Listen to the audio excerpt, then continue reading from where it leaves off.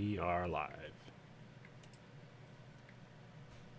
From the industrial wastelands of Michigan to the fruited plains of Iowa, this is the American Read.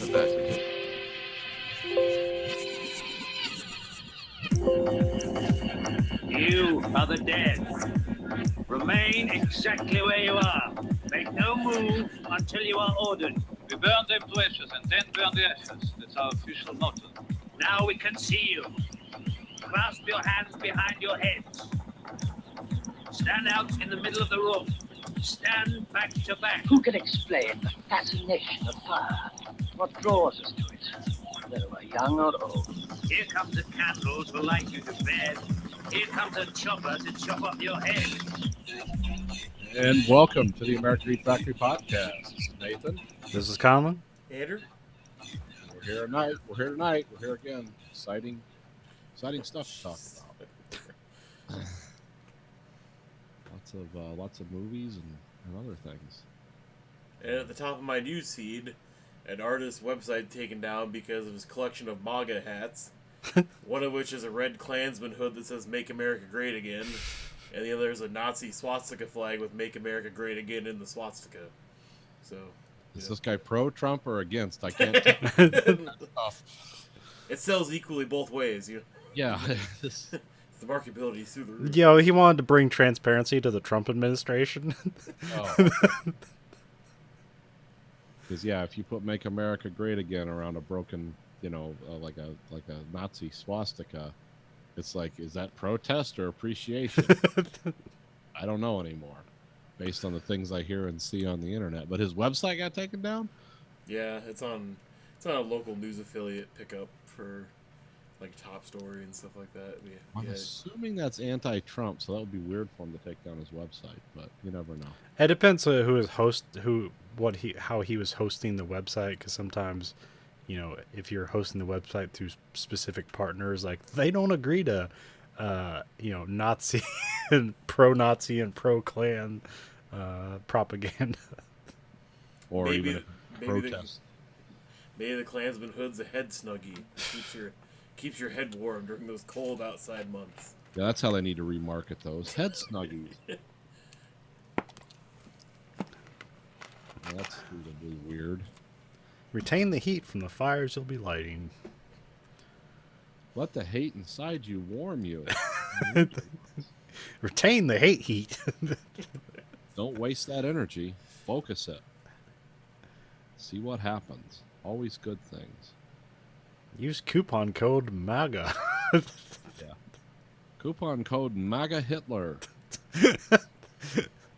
Try out our new Dildo of the Month club. That's gonna be the villain in the next Wolfenstein video game. MAGA Hitler. Yeah. Well, you know, watch out for Trump's next slogan, though, since he's shopping around what he might use for his re-election campaign. Because I know my father-in-law is really pushing for keep making America great. How about like America triumph will? Keep embarrassing America.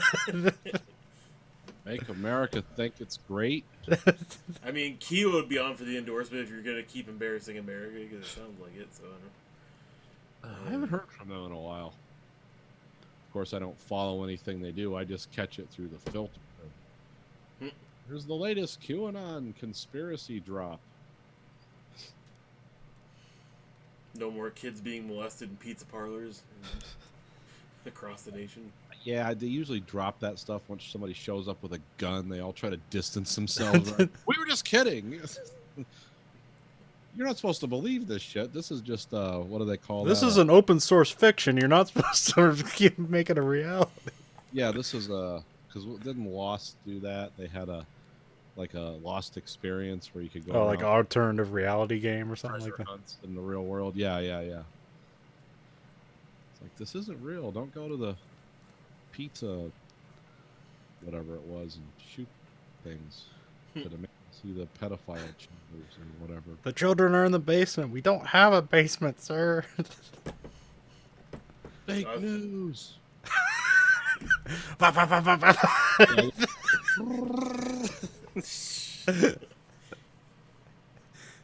There was no basement, and then you'd see all kinds of internet stuff pop up. Yeah, here's a building permit. They filled it in with cement the day before. It just never ends. And here's a plane flying into the pizza place. Whatever it is. Pizzagate was an inside job. I have the documents. Bush did Pizzagate. Bring George W. out of retirement. Thanks, Obama. Back in charge of the world. Obama and George W. Bush teamed up to do whatever nefarious satanic things those guys do for no reason at all. They brought the great Satan for a great man known as Trump to fight. Yeah. Yeah. What do they call the idiot Messiah? Yeah. It's in the Bible. I mean, I guess I can only hope that if he really is an idiot, he is the idiot Messiah. That way, he might just stumble upon salvation, just by flipping through channels. You can buy your way into heaven. I was right all along. But how did he buy his way? He didn't have any. How did he buy his way? He doesn't have any money. Send me $10,000. Well, he will once you pay him. Oh, yeah. To show you how to buy your way into heaven.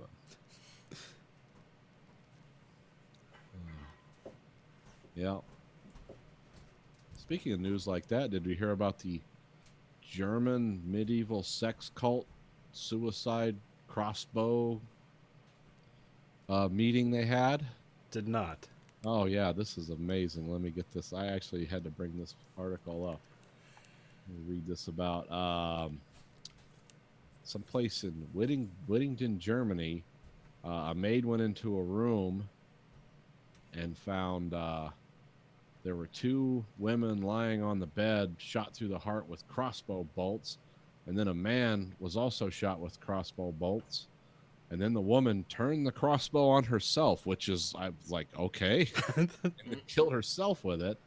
And then 300 miles away, two more bodies were found of women shot up with crossbow bolts. All these people knew each other. They were apparently medieval enthusiasts, and there was some kind of weird sex cult thing, because the guy was like in his mid-50s, and all these women aged in range from 25 to 33. So, and they were, it seemed like kind of a fetish. What's that leather bondage relationship where you got one person in charge and everyone else is like a serf or whatever? Oh, what a master and or submissive, and what's that? Sadomasochist and the sadist. Yeah, whatever. Yeah, it's sadomasochism. When I heard about this, it's like, oh, this sounds so German. And the thing that grabbed my attention the most was the self-inflicted crossbow fatal wound. It's like, wow, that's basically like sitting under a drill press or something, lowering it down on you. No further information, of course. I don't know where you go from here. But. I'm just suddenly reminded of that South Park episode where the shop teacher's trying to kill himself. He's like, "Goodbye, sleep world, or cruel world," and he's like on a conveyor belt toward a saw blade. But it's like he's like feet first. He's like, Jesus Christ, what was I thinking? And he turns around head first. That would have hurt like hell. Yeah, it sounded like a very German thing. It's like, oh yeah, it's old school. But it said it describes them as medieval enthusiasts. Yeah, well, it's Swedish. You have your weird Swedish death metal murders, and now we got weird German medieval suicide pact sex cult murder. I was trying to find information about the crossbows used, because like modern crossbows, they're as lethal as rifles. Like they have some that are just crazy.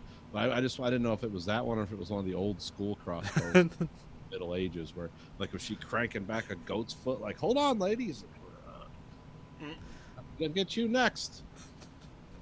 Apparently, all these people. Would you be disappointed in their horrible suicide murder pact if they used modern tools to do it? Like they didn't go all in with the medieval enthusiasm. Noteworthy. Why do it if you're not gonna follow through on your themes?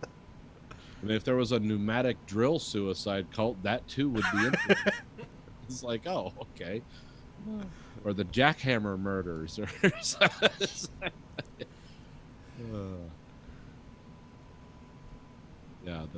just the normal stick a gun in somebody's mouth, like that's okay. But yeah, when you're breaking out the crossbows and swords, it's like, whoa. My question And is, there's- how do you get like- from like kinky sex thing to let's kill each other with crossbows? Like nobody. I don't think it didn't seem like anybody really caught on to it, if somebody just stumbles into this in the first place. So nobody's really looking for it. So it's not like they're killing themselves to I don't know, maybe- get away from an unjust, uncaring society. Maybe they're all like ready to die, and they just like, well, here's a neat diversion for for a little while. Yeah, maybe our families will be less sad if we just go strange. Apparently, there's long letters that were written though that might in the future shed more light on this or not. I don't know. It just Depends on if they catch all the ravens. yeah. Uh, It just really, again, stuff like that. It's like, whoa, this deserves a second look. What is this exactly, and why are we doing it? if Well, it's any- only 5 people, so I doubt it's like, oh, it's a new wave of suicide. I didn't think it was going to be that. It's just that would be super weird. Have you talked to Timmy? Because I don't want him committing crossbow suicide with his high school sweetheart and her best friend. Outlaw crossbows. I looked at the rules on that. I guess all you have to do in Germany to have a crossbow is be 18. That's it. You can't hunt with them there though. It's illegal. It's not like here where you can hunt with them. There, it's illegal. Can you hunt with them So here? what the hell's the Yeah. point of having the crossbow? Does that count as bow season to hunt with a crossbow? It used to be. Or is it like its own separate season in certain states? I'm not sure about seasons. It used to be here you had to be handicapped, be unable to draw a bow. But Oh, just okay. hunt with but then it became like, oh, okay. But I've actually shot crossbows. They're cool, but it's a good way to lose the tips of your fingers if you're not real careful. But yeah, they. I mean, I've shot a crossbow that could go through a cinder block, like no problem, just right through. I mean, the arrow's completely ruined, but it's like, oh, it went through a cinder block. They have some that you can cock like a shotgun, and they reload. They have a hopper on top. Yeah, Back, I've seen those. I heard they're not very good, but but they They- look cool in a movie and they make sales. yeah, it's. And they have one that goes on an AR-15 lower, yeah, that's what you need. and then you crank it back with a winch because it has a 1,500-pound draw. That's one of the ones that again can go through like a bunch of 4x6s. It's like, oh, what are we doing here?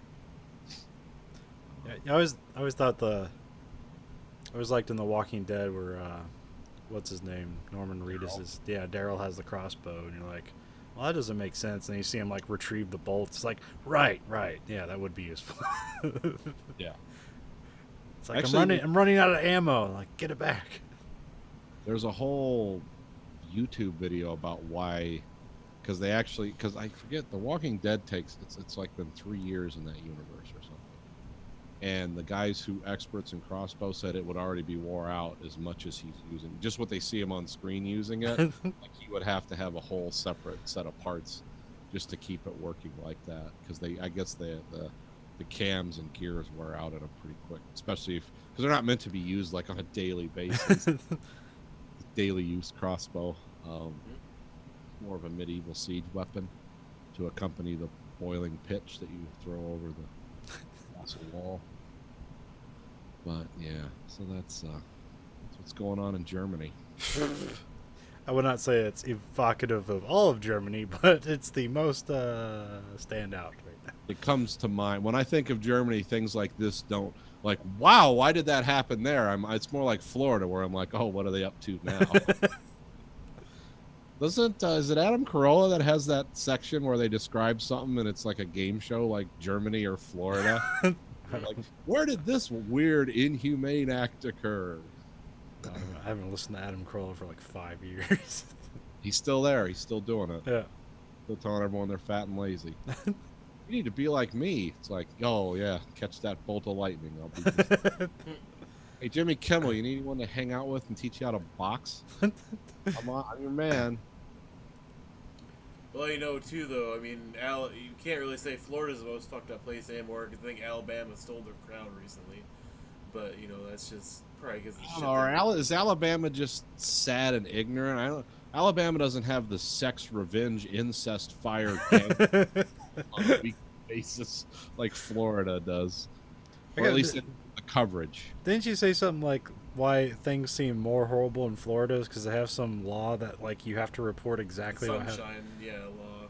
You have to basically, as long as it's not some, like you're super. If it's not like exposed or not like an underage child, you have to explicitly explain everything that happened or something. Yeah, like so that. that's why everybody knows everybody's business there is because they don't want to keep anything with the public. Oh, And they so don't have that's- any of those shield laws where you can report a crime and then not be castigated by the public. Yeah, basically. I mean, that's why Robert Kraft has been suing the courts over there again and again, and he's won more recently and, kept his sex tape out of the public view, but it's not looking good for him because technically he says that he's exempt because rich person. And, like, that he's a celebrity. The owner of the owner Patriots. Oh, okay, yeah, the Yankee Cranky shops down there. Yeah. I had to put that Which together. was also owned by somebody that's a friend of Trump, so that makes sense. Of course it was. But Doesn't surprise me at the least.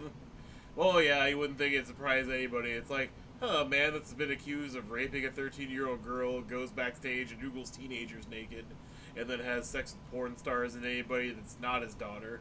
even though Robert Kraft was doing that? Donald Trump.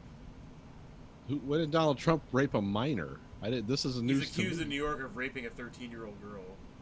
Oh, that's okay. Is there any legs to that, or is that just stuff? Supposedly back in the 80s, and supposedly everybody knows about it, so I don't know. Oh, that's like I said. I hadn't heard that one before. Okay, it's like, oh.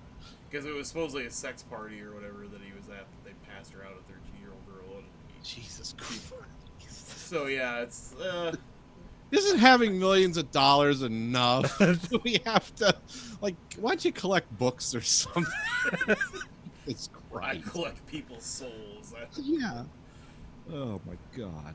I collect innocence. Let me drink your tears. But no, yeah, it's yeah. So yeah, the whole purpose of him barring it is that he's a celebrity and he's special, and it'd be basically, ruin him in the public eye or whatever. And it's like, well, that's the fucking point of the goddamn law. It's that Yeah, having an illegal sex act performed on you by some desperate immigrant is not like you don't get a medal for that. Glad you showed up. Well, Like- just like there's somebody in the comments talking about, like, apparently there's what isn't in porn, but like a porn video thing where people go around and try and convince those hand job parlor people to like do other things with them, like have sex, do other acts and stuff like that, and videotape it. And it's like there's people that post comments like, she really seemed into it, like, yeah, for basically a sex trafficking victim, she really seemed into having sex with you. It's like possibly so it would stop, or she would get a better tip. I don't know.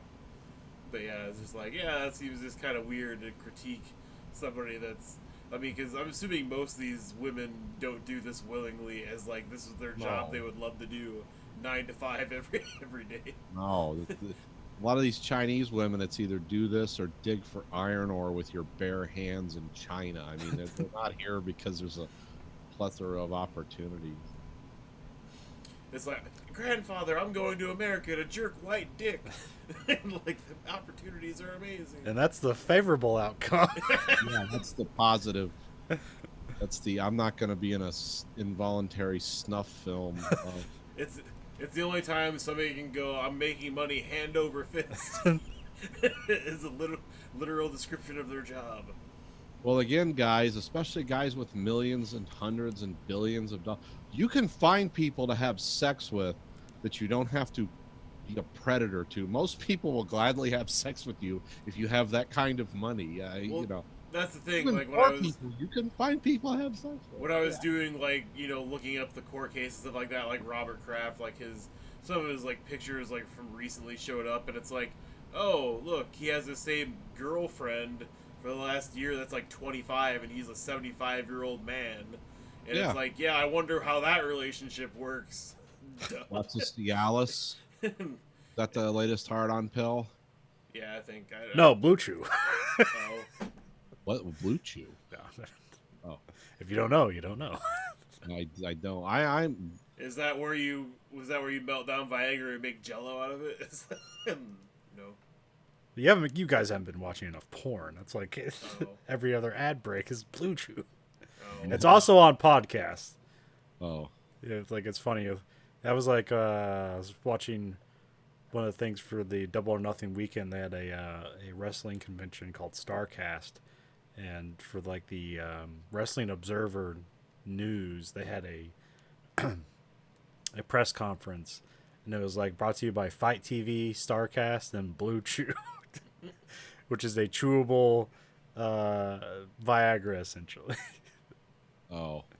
And why do people want chewable Viagra? What's the difference between that and just swallowing a goddamn pill? I don't know. Slingshot effect. No, I have no idea. But like one of the favorite from the Being the Elite YouTube show, they had an episode that was reminiscent of They Live, Okay.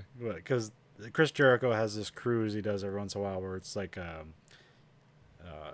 there's gonna be a rock concert on the cruise ship and also wrestling. Okay. And so they filmed like this They Live parody on the cruise ship, and the Hangman Page has a great line where he's like, he gets a gun at some point and he's killing all the aliens that he sees with the glasses on, and one of them he says Blue Chew on this and blows the alien away. They're doing it to us.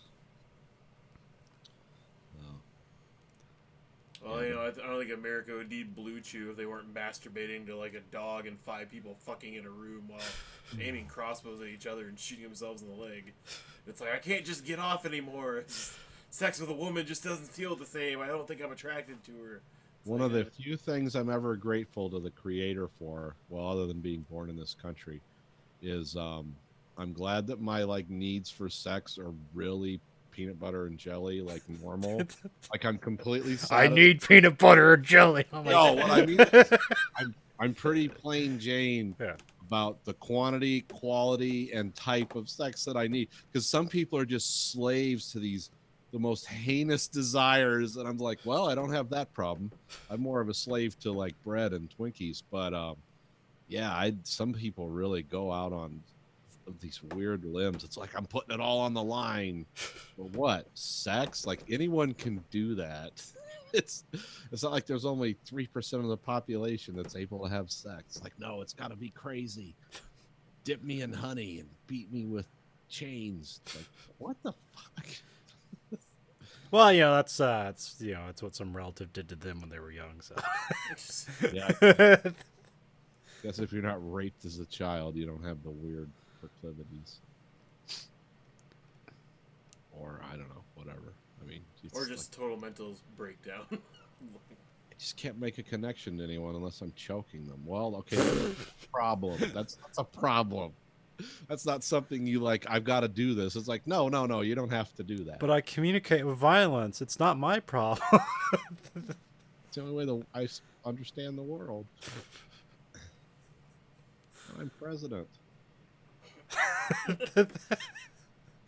It's not my fault people have to pee on me so I can get hard. It's not. Oh, yeah, That's like an old fucking Bill Hicks joke. oh, all the Republicans in the hot tub. Yeah, getting peed on. And yeah, and what's his name? Rush Limbaugh. It's like, oh, you got to shit on me. I can't feel anything unless you take a crap on me. Yeah. And it's like the most like lurid and visceral. Yeah, it's vividly described detail. The folds unflapping. Yeah, like somebody's labia unfolds like expensive luggage or something like that. It's just like, what the fuck is wrong with this guy? Never heard anything described like that.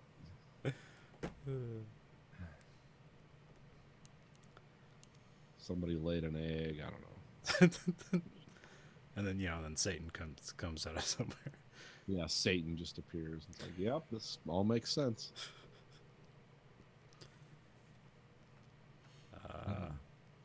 It's all a bunch of wrestling. Okay. So the Money in the Bank was a couple of weeks ago. That's one of WWE's. It's probably their most famous non-major pay-per-view.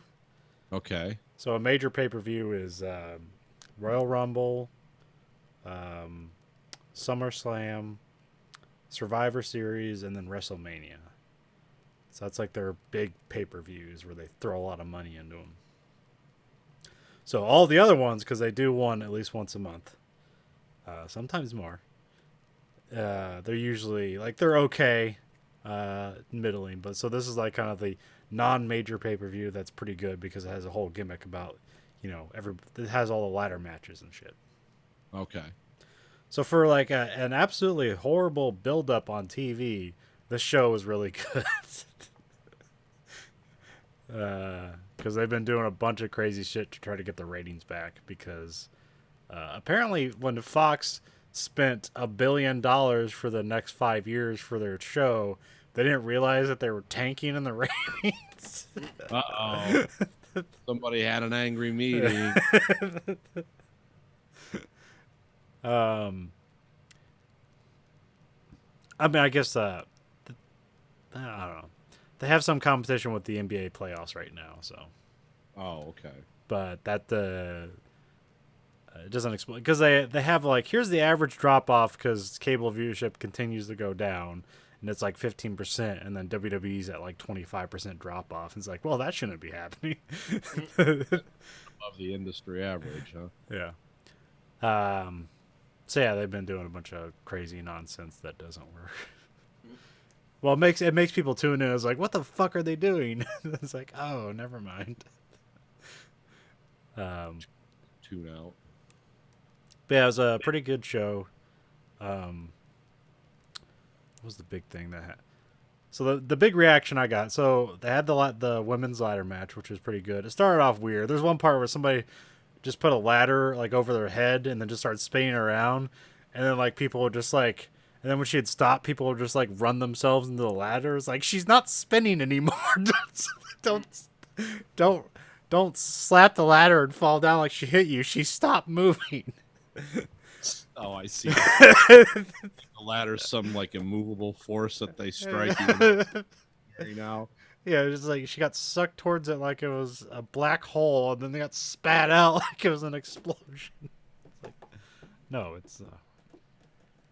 But he's what the fuck happened? It was close. Somebody was gonna win. Somebody who wasn't in the match, like helped another person. Like she put her up on her shoulders and started climbing the ladder. And the person on the shoulders who's like passed out, like she's putting her up there so she can win it. Because the Money in the Bank, you have to retrieve a briefcase that's hanging from the ceiling. You need to get on a ladder, and you're supposed to like disable your opponents, climb up there. And then inside the briefcase is a contract to at any time, any moment, you can cash it in and fight for the championship. Oh, okay. So that's how that works. And like it's the wild card, huh? Yeah. Well, okay. Well, that's something else they're doing right now. Oh, I'm sorry. Oh, okay, I was just. But yes, that's essentially it. And so, like, anytime means, well, I guess it doesn't mean anytime. But so let's say a champion has, like, a hard-fought match, and then, like, they're really tired at the end of the match. It's like, that's when you cash it in, because that's your most opportunistic moment to win the championship. Kick them in the shins when they're down. So there is so Becky Lynch, she currently has both championships that she got, both women's championship that she got from WrestleMania. So she was having 2 matches this night. So she goes out and has a match against Lacey Evans, and she wins that match. And then immediately Charlotte Flair comes out for her match, and she's like, "Oh fuck, I gotta do another match." And then Charlotte wins that match. Although there's some screwy stuff going on. Lacey Evans came out and punched her in the face when the ref wasn't looking. The old distracted ref. Yeah, Lacey Evans gave her the woman's right. That's her finishing move. She just punches somebody in the face with her right hand. Okay. Um, so then Charlotte won the championship, and then Lacey Evans and Charlotte started to beat up Becky Lynch, and it's like they're like, oh, who's gonna come out to help Becky Lynch? I forgot to tell you. So Bailey won the ladder match as the one girl's being lifted up the ladder. Bailey runs up the other side of the ladder and just knocks him off and grabs the briefcase. So I have to give you back. Bailey's kind of like, what if Punky Brewster was a wrestler? Like she kind of is very like, she's like a kid who never grew up and now she's a wrestler. Oh, okay. So it's, she's like, she's very like, she's like, oh, happy and fun, but they constantly fuck her over. Oh, okay. She's like one of the best wrestlers, and you put her in a match, she's gonna drag a good match out of anybody you put on that roster. There's a lot of bad women wrestlers on there, so it's like put Bailey in the fucking match. So you have 4 people that can put on great matches. Why is Bailey not in the fucking match? And it's because it's like she's too. We don't know what to do with her, so they constantly fuck Bailey over. So she finally, she gets the Money in the Bank contract. So it's like, oh, this is something opportunistic. So she comes out to help Becky Lynch, and then she ends up like helping knock them both out. And then like, so she's like they call a white meat baby face. Okay. So it's someone who's ultra good. So it's like, let's say, in the midst of competition, let's say something like outside of the competition, impedes their progress. Like, are you going to like stop what you're doing and help them up so that you can have a fair match? Or are you just going to say, fuck you and win? So Bailey's like constantly a person that's like, she's going to help the other person, but she has the Money in the Bank contract. Charlotte Flair's knocked out. And finally, like, and so Bailey cashes it in. And I'm just sitting there the whole time worried, like, don't fuck Bailey over. Don't fuck Bailey over. And it's like, and then she drags Charlotte Flair into the middle of the ring. She goes up top rope, hits her with a elbow drop, and then she wins it. It's like, oh, good, you didn't fuck Bailey over. And it's a great moment. She's like running around the crowd and all that stuff. So yeah, that was a pretty good moment for Money in the Bank. Oh, okay. And then you had the men's ladder match, which was crazy. There's a bunch of fucking crazy shit on that match. There's like one part where a guy does a sunset power bomb. So basically, they're both on top of the ladder, and one guy like kind of like jumps over the other guy, grabs him, and they do a flip, and he like slams the other guy like back first into a ladder that's like just laying across. It's laying across one of the rungs of the ladder and like the ring ropes. Okay. Slams him into that. He goes like flying like 5 feet up in the air and then slams back down the ladder after he gets slammed again. Jesus. Yeah, that guy killed himself. That was Finn Balor, and he didn't even fucking win the match. And then they decide at the end to have fucking Brock Lesnar come out, and he wasn't even in the match. He just comes out and takes the Money in the Bank contract. And like it was a big surprise at the time because it's like you don't. He was looking to go back to UFC, but I guess they told him to go fuck himself. Oh, okay. Because UFC, they have a new deal with ESPN Plus, so they don't really have like a pay-per-view structure like they used to. Because I think it's still there, but it's like if you want to watch UFC, you have to like get ESPN Plus, so it's like through your cable provider. It's not necessarily a pay-per-view thing anymore. And I guess his old contract used to be like he used to get a percentage of the pay-per-view buys. But Okay. now that like there's no pay-per-view buys, like he like just wanted straight money, and they're like, nah, fuck you. So yeah, he comes out, and like this is a guy who anytime he's in the company, he's in the championship picture. So to give him the Money in the Bank contract makes no sense whatsoever. Like the whole idea of the contract is you give it to an up-and-coming star to give them like a leg up. And you just give it to a guy who's going to be in the main event picture anyways. So, Huh. anyways, yeah, so that's Money in the Bank. And then what I took time off to watch this weekend was AEW's Double or Nothing. That's the ones we watched the video to, right? Yep. That was Okay. Cody Rhodes and Dustin Rhodes, who are Dusty Rhodes' kids.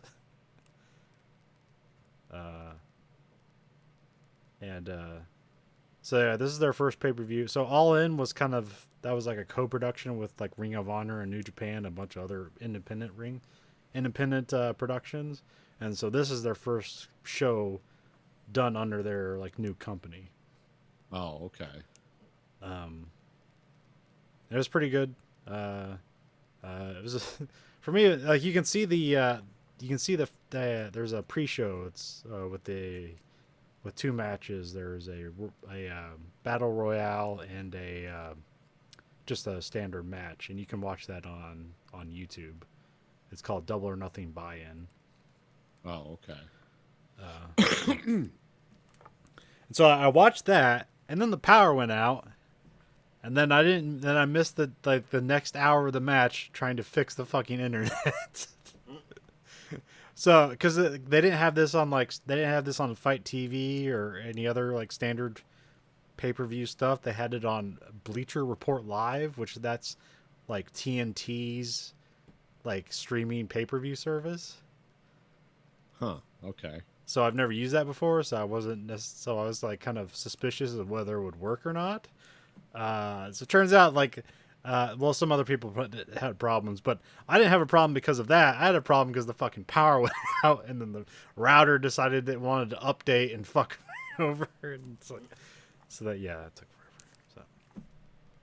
So, but yeah, the show was great. I'll have to get you guys to watch it sometime. It's a $50, it costs $50, but I'll give you some things and you can watch it. Okay. Trying to think like how to talk about it, because I feel like I'm just gonna recap the matches, and you're not gonna know anybody, so it's not gonna mean anything. Well, as you're talking, I'm looking things up. So, one match I was impressed by is they had a bunch of Japanese women. It was a 3-on-3 tag team match, and I was pretty impressed by that. The only one who was like, you wouldn't know them, but the only one I know is there's a wrestler named Asia Kong. okay. And she's like a legend in the wrestling business. Like, I mean, she's like, it was kind of hard to watch her wrestle because it's like watching grandma wrestle out there. Because I mean, she's a large woman, but it seems like she's done like fucking 35 years of wrestling, so it's like you can see the hurt on her.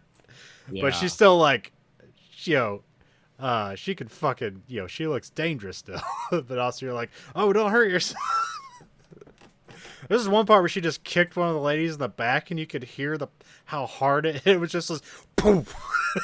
You just feel the breath go out of the one girl she kicked. It's like, Jesus Christ. But there was like one part, and because like some of these women weigh like 90 pounds, like this one lady, she picked her up and she like threw her one way, and then while she's flying away from her, she grabs her by the hair and then throws her the other way. Wow, that's cool. So I was pretty impressed with that match. Some people said it was too long, but I thought it was fine. And then the probably the match of the night was the Rhodes match between Cody Rhodes and Dustin Rhodes, and that's the one I showed you the end of. Yeah. 'Cause man, that was super bloody. You could like, there's part where it just looked like a faucet was just like dripping blood from his head. It was like fucking. There's one part where like Cody Rhodes, like he just like wipes up some of the blood that's on the floor and then just like puts it across his chest. Yeah, that looked pretty bloody. Which I have seen bloodier matches, but that one was probably the most character-wise was probably the most effective match I've seen. Like maybe ever. Because I can never see WWE doing something like that or pulling it off. Like WWE's done bloody matches before, like especially on pay-per-views, they'll let some blood happen, but like they will never do that on TV because they have advertisers to appease. Right. Unless their advertisers are Band-Aid. That's like because sometimes the blood, because there was an accident one time where Becky Lynch got punched in the face and it broke her like her face and her nose and she's bleeding all over the place. But she looked like a badass, and apparently she was like had a concussion. She didn't know what the fuck she was doing, but she like looked like a badass, like not even aware of it. Because there's a part where she like walks off in the crowd and she's like, "What?" And then she's bleeding from her face, and like everyone's cheering her, and she says she has no memory of that ever happening. Oh my god, that's terrifying. But like when that happened during the show, they cut to black and or they like put a black and white overlay on it so you couldn't see the blood. Like so that's what they do when blood happens in the TV. Huh? Yeah, I guess that makes sense. That might upset the folks. Then what else was there? The Young Bucks versus the Lucha Brothers. That was a pretty like impressive match. Lots of high flying shit. So that's just a really fun match. And then the last one was versus Chris Jericho and Kenny Omega, and that one like Kenny was bleeding all over the place, but he wasn't meant to. Like I think Chris Jericho accidentally kneed him in the face too hard and broke his nose, and he was just bleeding from the nose throughout the entire match. And so it's kind of funny because there were people speculating. It's like because you have the 4 vice presidents of Cody Rhodes, the Young Bucks, and Kenny Omega, and it's like it'll kind of seem bad if they all win. It's like, oh, they're just gonna put themselves over. They're not gonna. So it's like you get there. It's like, well, Cody won, and then the Young Bucks won because I thought sure the Young Bucks were gonna lose, because the whole like kind of the story of that match is like they went down to Mexico and stole the titles from the Lucha Brothers. And so, like, this was like a rematch for the AAA tag team titles, and then the Young Bucks won. It's like, oh, and then it's like, because Kenny Omega is essentially the best wrestler in the world. There's like, well, surely Kenny's not going to lose, and Kenny loses. Huh? Because in this league, winning and losing is supposed to matter. Like they're gonna keep stats and tracks, kind of like the way you would a real sport, like that's going to be a part. Okay, so it's not just going to go with the drama of the moment. Yeah. Okay. And then after the match, Chris Jericho was like, because his whole thing is like his whole like lead up to this, he's saying like, when I win the match, I'm gonna make all you have to thank me. So he's out there like like getting the crowd to boo him, and it's like, you should all thank me. Like this wrestling company isn't for the fans. This company is for me, and you all need to thank me and shit like that. And that's when Jon Moxley appears out of nowhere. Now you shouldn't know who Jon Moxley is. I don't. But so there's a character in WWE. He's part of Shield, which is a big faction, or it used to be. Like all their top guys were from the Shield. The top guys now. So you got like Seth Rollins and Roman Reigns were in the Shield, and then the other guy was Dean Ambrose. So Dean Ambrose, he recently left WWE, and in like a unusual like happy fashion, because usually when people are leaving the company, they just bury them, but they give them like a see the Shield's last match, and then like it was like a weirdly fond like giveaway, and then so on the indie scenes, his character's name is Jon Moxley, and so Jon Moxley is now on AEW, and so he goes out there and he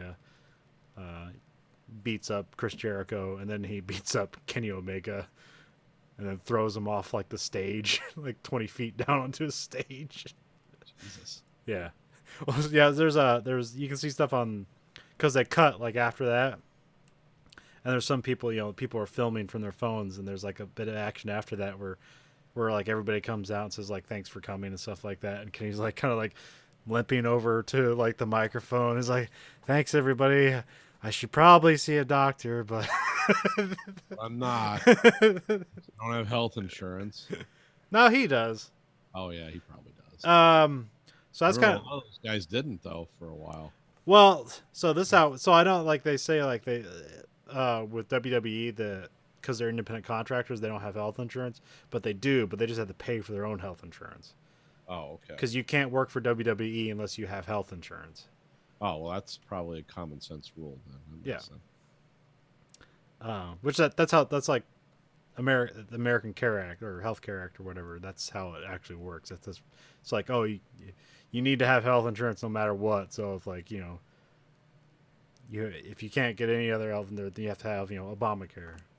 Yeah. Or what's it called? Is it the American Health Care Act? Care Act. Affordable Care Act. That's right. Yep. Because everybody just nicknamed Obamacare, but that's not what it's actually called. No, he never called it that until after he was done being president. And then he was like, I kind of like it because I do care. No one believes me. This satanic demon from Dimension X sent here to end Christianity. He didn't say that. But. So, like in AEW, they also, I'm not sure if it's how it works there, necessarily how the contracts work, but it seems that a lot of the positions are like combo positions. Okay. So all the four vice presidents, they are wrestlers, but they're also vice presidents. So they have like administration work that they do. So they're, employees of the company, and they get health care because they are like employees of the company. And so there's a lot of other people like, they're a wrestler, but they're also like a part of the creative team, or they're a video editor and stuff like that. So there's a lot of these combo roles where like you're going to get health care through this company if you do like these combos roles. And it seemed like there's a bunch of other people that are just like mercenaries. Like, I'm coming here to wrestle. That's it. I'm giving the world's first wrestler / janitor. It's gonna happen. What the fuck I saw? Oh yeah, so yeah, Dean Ambrose / John Moxley shows up, and that was like their big reveal. And so next month they're gonna have another event called Fighter Fest, which is sort of a it's gonna be a wrestling event at a video game fighting competition, and it's like it's called Fighter Fest because it's a joke on Fyre Fest. I haven't heard of that. Well, there's 2 documentaries out, one on Netflix and one on Hulu about Fyre Fest. Okay, it's like a music festival, right? Yeah, but it all went totally wrong, and it was just all a bunch of horse shit. Because it's spelled with a Y. Right? Yeah. So yeah, this fighter is spelled with a Y too. So. Oh, so they're just having fun. Yeah. Having fun with bad promotional stuff from other genres. And then after that, they're gonna have an event in Jacksonville called Fight for the Fallen, which is supposed to all the proceeds go to victims of gun violence, which is weirdly specific. Yeah. Well, Tony Khan, he's like big into video games and stuff too, is also Kenny Omega. And so there was a tournament down in Florida where a Madden tournament where like a guy came back and shot up the place. And so it's kind of like, that's a part of what spurred this in the first place. Oh, okay. And then in August, we're going to get the follow-up to All In called All Out in Chicago. So I'm going to try to get tickets to that. If you and your wife would like to come, I'll try to get tickets if you're down for it. It'll be Saturday, August 31st. I gotta ask her. Okay. Well, the tickets don't go on sale till June, but I am definitely going to try to get tickets to see. Yeah, I guess it just really. Obviously it's a weekend day, I would assume. Yeah, it's Saturday. Okay. Saturday, August 31st, I believe.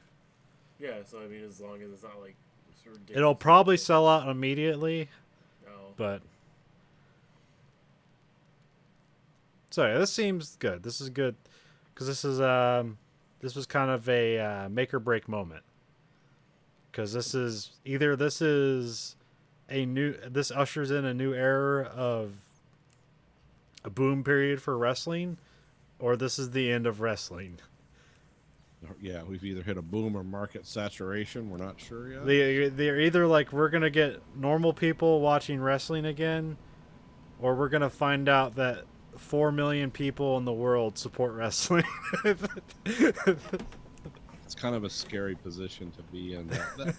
That experimental phase of like, well, don't know which one. I guess when you say normal people, like, what is you, Nathan? Oh, alright. Well, I didn't know there was like because I don't. Well, here's I was talking to Mom, and she was like, "So what was that thing you saw last night? Did a lot of like famous people show up?" And I'm like, "Nobody you'd know. They're just a bunch of indie people. You're not gonna know who they are." And she's like, "Well, I know who they are. I can look." I was like, "Look, you aren't gonna know who they are, and neither is Grayson is not going to know who they are." that's the kind of thing we're working with here. This is a very niche audience. I don't know how to get I don't know how to get people into wrestling. It's hard. It's stupid. But especially if you have to point them at WWE. But AEW, like, hopefully, like if I because I showed you those clips from the Cody Rhodes match, and I was like, did you guys find that like in at least like what do you call that, grasping? Like, did that pique your interest in some way? Like, this is not attention to them. okay. You know? Yeah, it sounds like, I mean, it's theater of the mind. A lot of it, like, you do have to suspend. All of it. Be engaged in that, and if you're willing to do it, yeah, they did a good job. That's the kind of stuff you like. Well, I mean, I think it's also a time of, like, I grew up watching, like, some WWF wrestling back in, like, the late 90s and early 90s and stuff like that, and it was a very iconic age of a lot of over-the-top stars and, like, stuff you really, I mean, yes, there's occasional stars, people that try and make into one, but I wouldn't say it's as star-studded and extravaganza like it used to be, and it doesn't seem to be drawing, like you said, the normal crowd, where it's like, oh, the normal people after work that turn on, what used to be on, like, TNT and stuff like that, and people turn it on and watch it at dinner or after dinner, and it's like family entertainment. Like, I wouldn't say that's necessarily where America's at. No. But I guess I don't know how you get there besides, like, either changing it up how the matches are done entirely, as in going from, I know they're going more high energy now, which is great because that does liven it up a bit and make it more approachable for people that might be interested more in the spectacle of it more than the story and everything else. Yeah. But you also need to focus on the story and making things relatable and believable in a way that people attach themselves to that too. So it's kind of a... Yeah, and just like, WWE is a company run by one 70-year-old man, and it's a show just for him. And somebody had a great point. They were talking about, there's a guy who he basically destroyed, he was like the lead creative guy in almost every wrestling promotion that was big. And he essentially destroyed every wrestling promotion he ever worked for, except WWE. They fired him, and then he went over to WCW, and he destroyed WCW. It wasn't just him, but people like to pin it on him because it's easy. Yeah, he has a track record. Yeah. Well, because a lot of what he did was just gimmick stuff, and he's like, let's just surprise the audience. Let's give them something they're not thinking of. And then because there's no consistency and nothing made sense, the people just revolted immediately. Yeah, because you can only go so far with that before people are like, what, another one? But like one guy said, the biggest problem with him is that he's not funny, but he thought he was. Oh, that's always dangerous. Don't you get it? Don't you get it? No, Bob. And that's one of the worst things when watching, especially WWE TV, is that whenever they try to do something comical, it's like Vince finds this hilarious. This is awful to watch.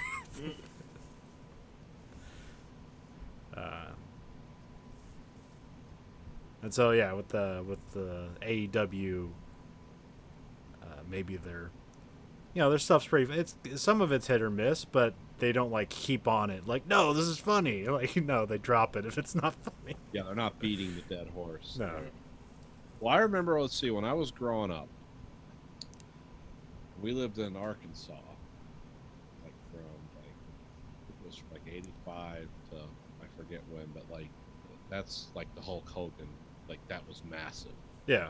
That's when people were doing like, yeah, $60 pay-per-view, and that's an 80s money. Sure. Everyone come over and get drunk.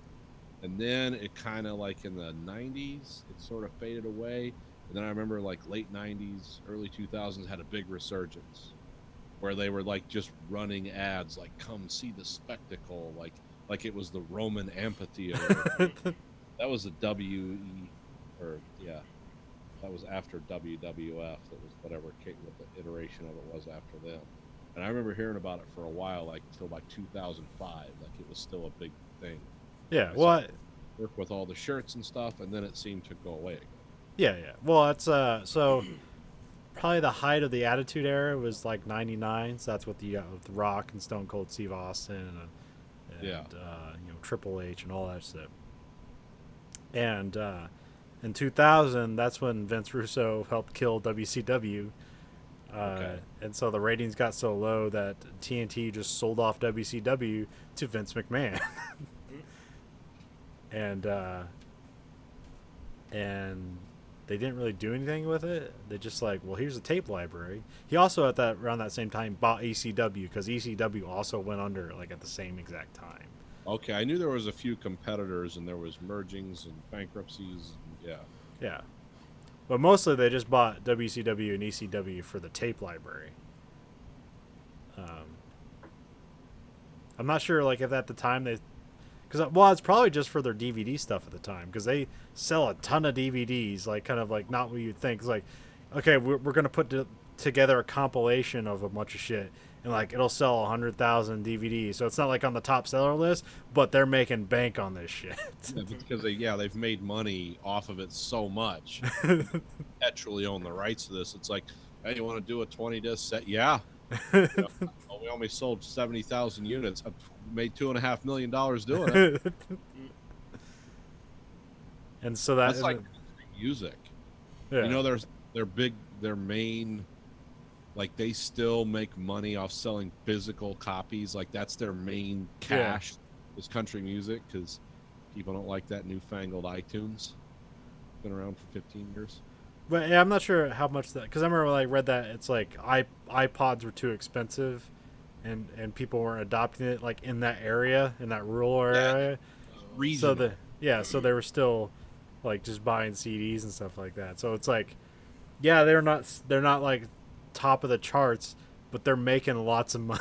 Yeah. Well, I mean, is the iPod? I don't know if it's that way anymore. That's yeah, it might be slightly different now. Oh, okay. I was gonna say, is it just because the entry cost of also owning a computer to have the iPod? 'Cause, Yeah. Well, there's lots of parts of this country where the internet sucks, where downloading a song isn't a matter of you press download and literally before your eyes can look across the screen, it's downloaded. There's some places where you can't stream movies and shit in this country. In the United States in 2019, there are some places like no one doesn't have access to the internet except, I mean, maybe like people that live in the mountains, but some of the internet you can get is awful. Some of the internet you get worse internet service in Los Angeles than we get in like Cedar Rapids and Detroit. I've heard people complain about the internet you can get in LA because the infrastructure is so huge there. Yeah. It's impossible. But yeah, it's weird. You get pockets, and if it's not available to you, and you don't have any alternative, yeah, you'll start buying CDs and stuff. I mean, it's still a thing. Not widespread. We're not talking about a national epidemic here, and every year it's a little better. But yeah, I mean, cell phones are so ubiquitous. yes, Everyone has it. Is I using that correctly? yes, Okay. yeah. There's cell phones have changed a lot because I don't have separate devices now. I have a computer and I have a cell phone. I don't have an iPod anymore. I don't because it's all the same shit. Yeah. Same thing. Yeah, my phone is my camera, my iPod, my phone, my text machine. My porn gateway. I don't do porn on cell phones. That's don't like a new era thing. Like in the Marine Corps, it's like that was like dude's television, like movie theater, book, boombox, and porn player. Like everything on the phone. What was the cell phones that had was it the Blackberries that had the really effective speakers? Like one of them had big speakers. Like they were really loud. And I remember I'd hear the guys at work playing them, like you could hear them clearly. Yeah. And they iPods or iPhones or Galaxies or anything you'd think. It was like something weird with a keyboard on the front. like a physical keyboard. Yeah, that's But you know- well, usually the BlackBerry has all the keyboard stuff. They still do that, so they got like some government contract, and that's like the only thing keeping BlackBerry alive. Yeah, Because I got it was one of those like it's one of those like the obsolescence of it keeps it like hard to hack. yeah. It's like nobody's using this, so nobody's hacking it. Yeah, nobody's really invested in like when you do a breach on this 20-year-old, phone operating system. Well, so I watched I watched a movie in theaters this week. Yeah. Or did you see it? I can't remember. Yeah, I did. Okay. I'm thinking the first one I saw it. Yeah, we're actually kind of strangely current for once. We've all seen John Wick 3 in the last 4 days, I guess. I saw it today. I saw it last Tuesday. Saw Okay. it last Saturday. Yeah, so me and my son saw it today. And those in the weird recliner seat theater. Oh, the Dreamliners, or what do they call that? Loungers. Dream Loungers. That's right. Yeah, it's weird is what I call them. Well, you don't have to use them. You can just sit straight up.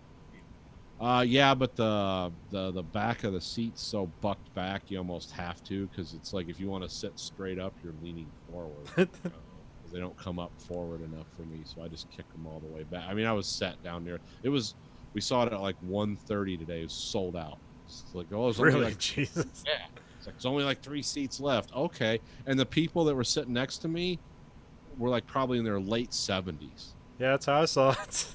Like I saw some like old ladies. Yeah, they just couldn't wait. But I saw it at like 10 o'clock. It wasn't sold out, but it was like full of old folks. But they usually go see old folks see matinees. That's Well, that's usually the I'm only time seeing. you're gonna see Grandma's like, I hope he kills all those motherfuckers. Yeah, I was like, yeah, that's like, do you know? Yeah, I always am surprised when the old people are surprised about how violent something is. I was like, it's rated R. This isn't the first John Wick movie you're seeing, and if it is, why? Yeah. It's the third one because I figure it's a good entry. I like the number 3. I just want to see what everyone's talking about.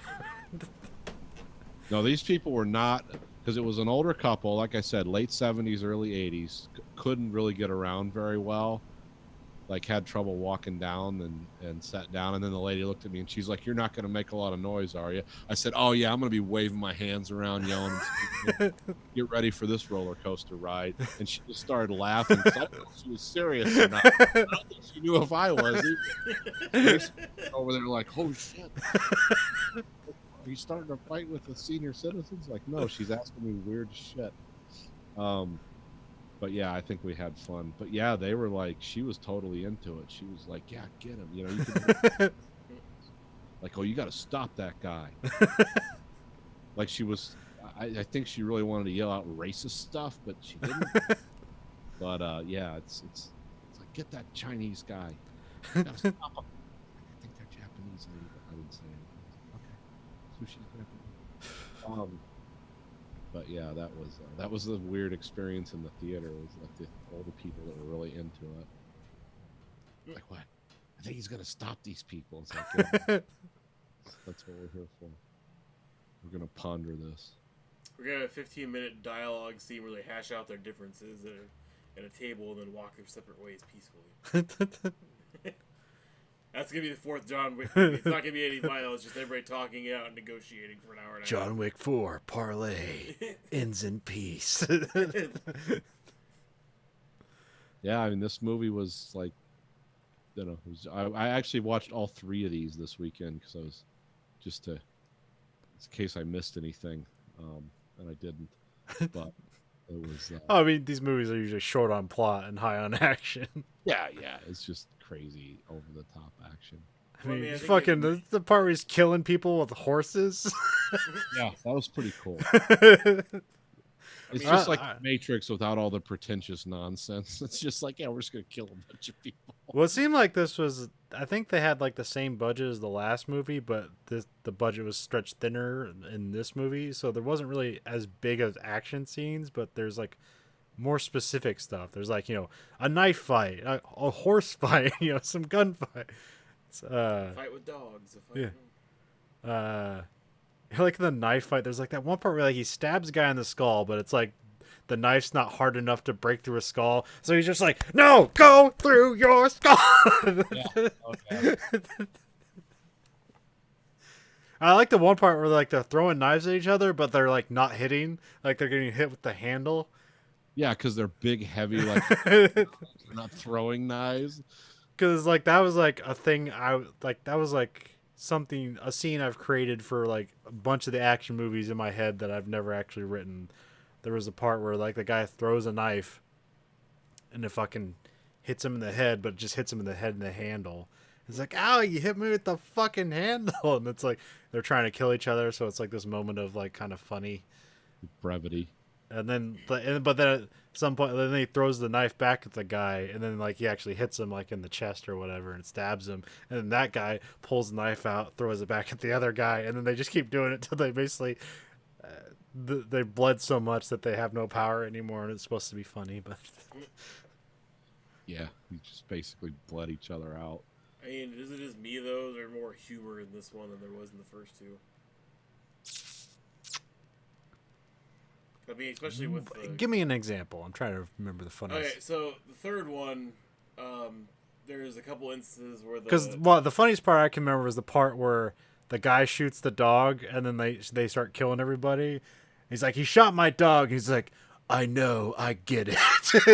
Like that's the funniest part to me in this movie. But I was talking about the guy that was in like Double Dragon and shit, like the Asian guy. It's like the main, kind of like the main badass in the movie. Yeah. Besides John Wick. like the last fight that he has with John Wick. Yeah, I mean, but he has good like where it's like, oh, can I talk to you afterwards, or like it was a good fight, man, wasn't it? just let me catch my breath. It's like, no.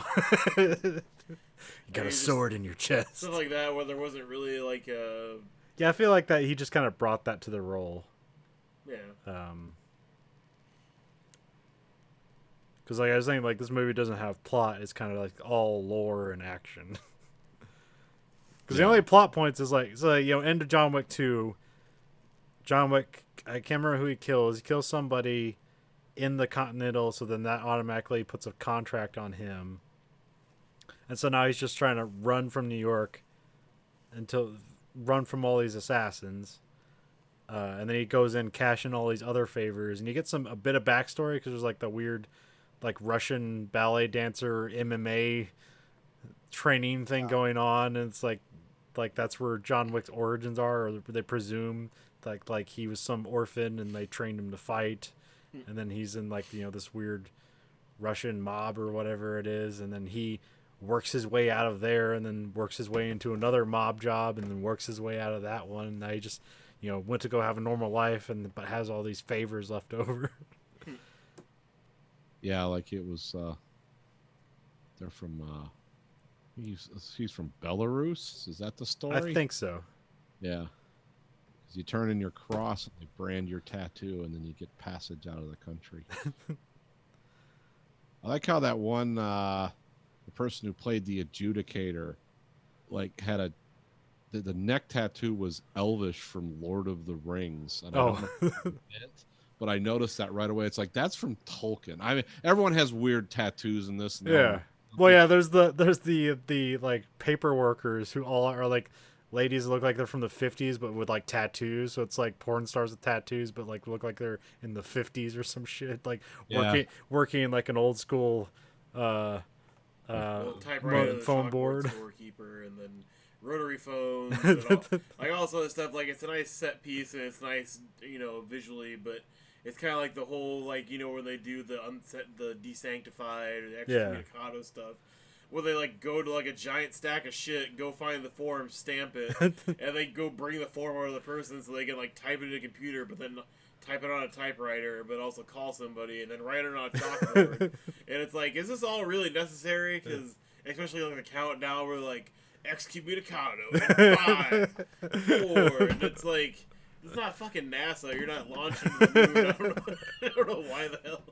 Well, that's just part of the weird style of these movies. There's all kinds of anachronism.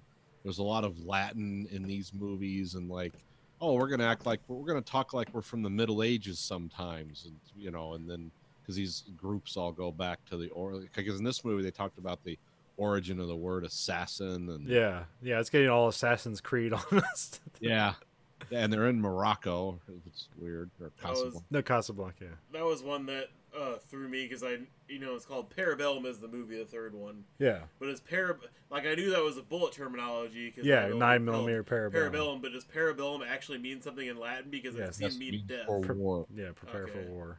Alright, so that's actually kind of cool. I didn't know that before I saw the movie. Yeah, I didn't know that either. I thought, is that what that means? I thought that was just a round bullet term. No, Like, 9mm was developed. Yeah, well, it was a German developed, and then they took the Latin term to be like all cool and shit. Yeah. Yeah, because the 9mm is a very European round. That's why I use a 45, because I'm an American. I like ineffective, slow rounds. Because I'm an ineffective, slow person. but no, It doesn't matter when you get shot in the face with it. You're not going to tell the difference. Yeah, this movie is like, it's got the weird lore of the kind of comic book logic in this movie. Yeah. And I also call it like an ode to the Matrix, because remember the Matrix had a lot of anachronistic stuff in their sub computer world that they went into. They always use like rotary phones and old technology as a symbol of bypassing the modernity of the Matrix. And Yeah, well, also like what reminded me of the Matrix is like, remember that one part in 2 where like the two guys are trying to shoot each other with silenced pistols and they're just walking amongst the crowd and like nobody knows what's going on. yeah, That looks exactly like the Matrix.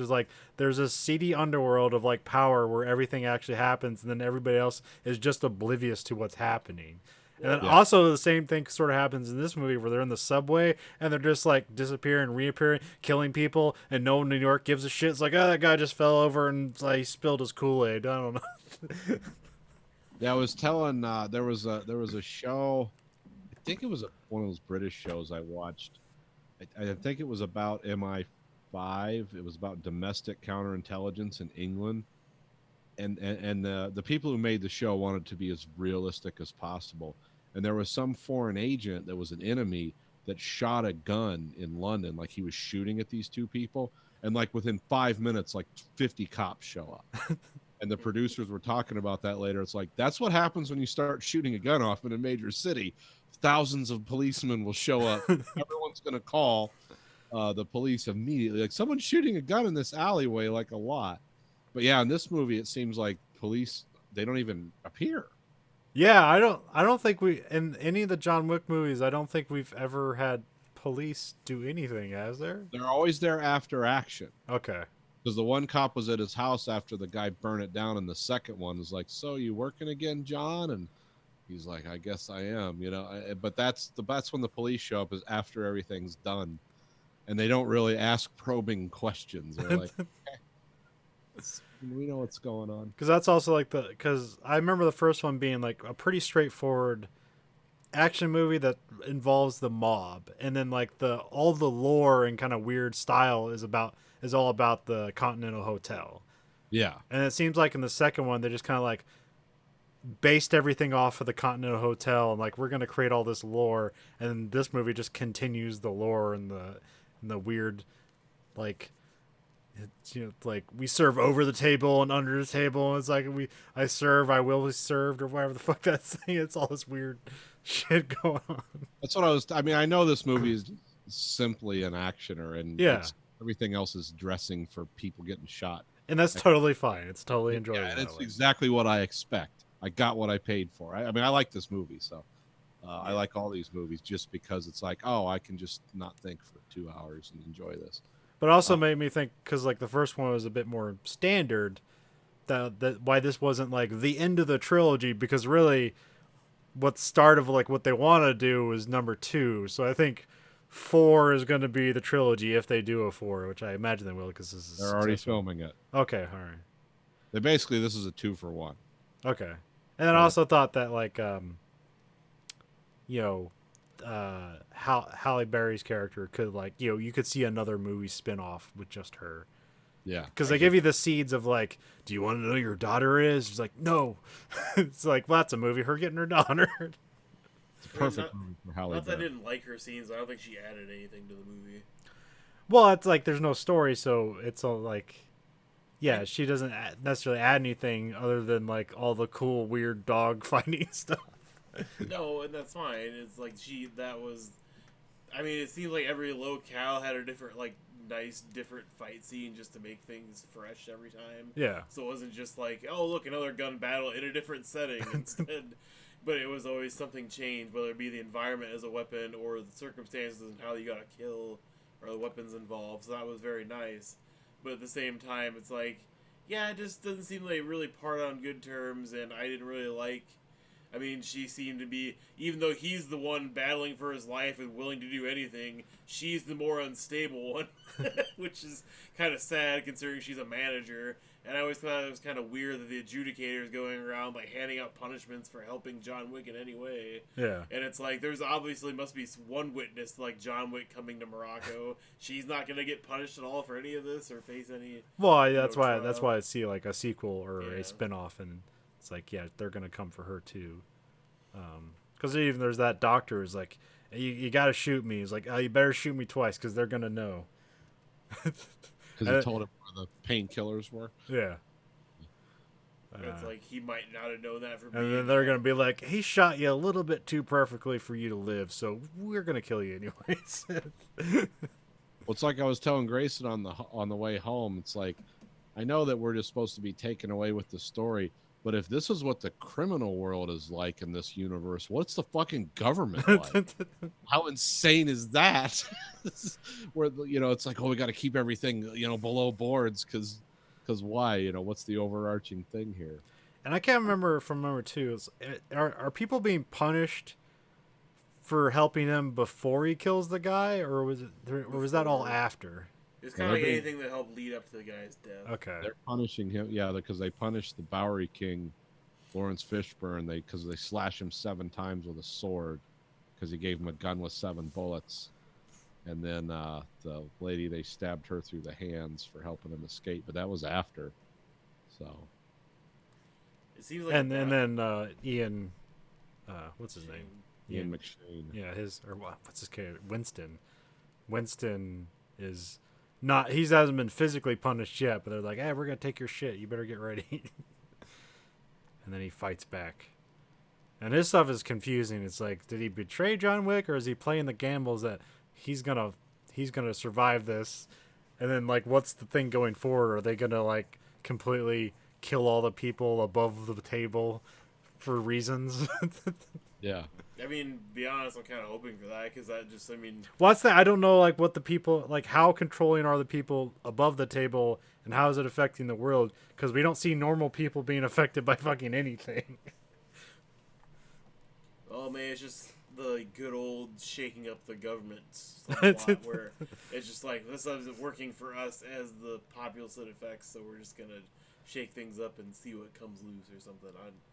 I mean, I was kind of rooting for him to just go on and just fucking burn the table to the ground Yeah. or whatever. But at the same time, it's like, yeah, I don't know how many more movies that would entail and what the plot would necessarily be. Because he already knows kind of roughly where the guy at the head of the table is. Like, the guy above the table. Yeah. But as far as, like, I thought from, like, the second movie, isn't there, like, 4 or 5 members of the table? Maybe even, like, 6. Like, it's not a huge number, but it's not a small number. And, you know, now that they kind of showed off what the table can throw his way as far as, like, actual opponents, like, it seems like it's not going to be an easy thing, especially with, like, nobody to count on. They just need to steal the plot from, well, one of the Philosopher's Legacy plot from Metal Gear Solid 3. Do you remember that? So it was after World War II. It was like all the Soviets, Americans, French, the Chinese, like everybody who was like the allies at the end of the war. They put all this money together, and then they secretly control the world. And it was like born on the back of what after World War II. So that just needs to be that. They just need to do that, and they're like, oh, we're getting rid of the old money. Yeah, they might do that. Well, they might not. I mean, like I said, they'll keep going until they quit making money. But yeah, I was pretty sure, like I got they're gonna find a way to kill John Wick, and he'll have, you know, done something to sacrifice, but they didn't. It ends with him being all beat the fuck up, and Lawrence Fishburne's like, "Are you mad, John?" Yeah. End the movie. And then he's drinking a Fanta with straw, because, reasons. And anachronisms again. Yeah, I like the fight at the end where like the guys have the body armor and he has to like find a way to like shoot him through the neck or shoot him multiple times in the same spot. Yeah. And then they could just Or get the go, slugs. Like, the back of the fucking, like, where the Yeah. helmet joins the neck and the back or whatever, and yeah. I think this was the first movie that what's his name? The actor that's really the cool guy who was from The Wire. Oh, fucking. Is it Dominic? Oh, fuck. It's something with an H at the end. Lance Reddick. That's it. First time Not I- even close. I'm First time- thinking of Dominic, the other dude from The Wire. No, this is Lance Reddick's first time I've seen him fight. Yeah. Yeah, usually he's like a bureaucrat in all the things he does. Yeah. Or you talk about the guy who plays Braun's fucking part for like 2 minutes in the movie, which was Oh, yeah. The guy who shoots the dog. yeah. And gets Oh, he shot- was the and- guy from he was from Game of Thrones, right? Yeah. Yeah. That's what I thought. Thought he looked familiar. So anyway, John Wick 3, don't waste your time. Go out and see it. A matinee with senior citizens. We're rooting for John Wick to kill that Chinese guy. They didn't explicitly say that. That was pretty cool. I thought probably the only thing that was weird is that fight with the twins where like they had him dead to rights several times, but it's like, no, this is about honor. And then they just don't kill each other in the end. It was like, that seemed a little out of place. I also like there was a part where he's fighting like that dude who's like 7 feet tall in the bookstore or in the New York library. And there's Russian a part and there's a part where like he hits the knife and the knife like lands perfectly on one of the shelves just with the pointy end pointing out. And I think that was like purely accidental because they never cut back to that knife or use it at all. Yeah, you think he'd ram his head in. Who was that guy? Wasn't he a Russian basketball player or something? Yeah, he's like the center for the Philadelphia 76ers or something. Yeah, I knew he was something famous like that. Well, he plays for the Sixers, so he's not that. No, I don't even know if the Sixers are bad this year. They're Well, I know they didn't make the championship Yeah, game, so- yeah. But I think I'm The not. big, weird-looking guy who looks like a tree. Yeah, That's a person. speaks like a giant. Basically an int. Yeah, it's for all intents and purposes. He's Treebeard. I got 10 seconds. How's anybody else gonna know, John?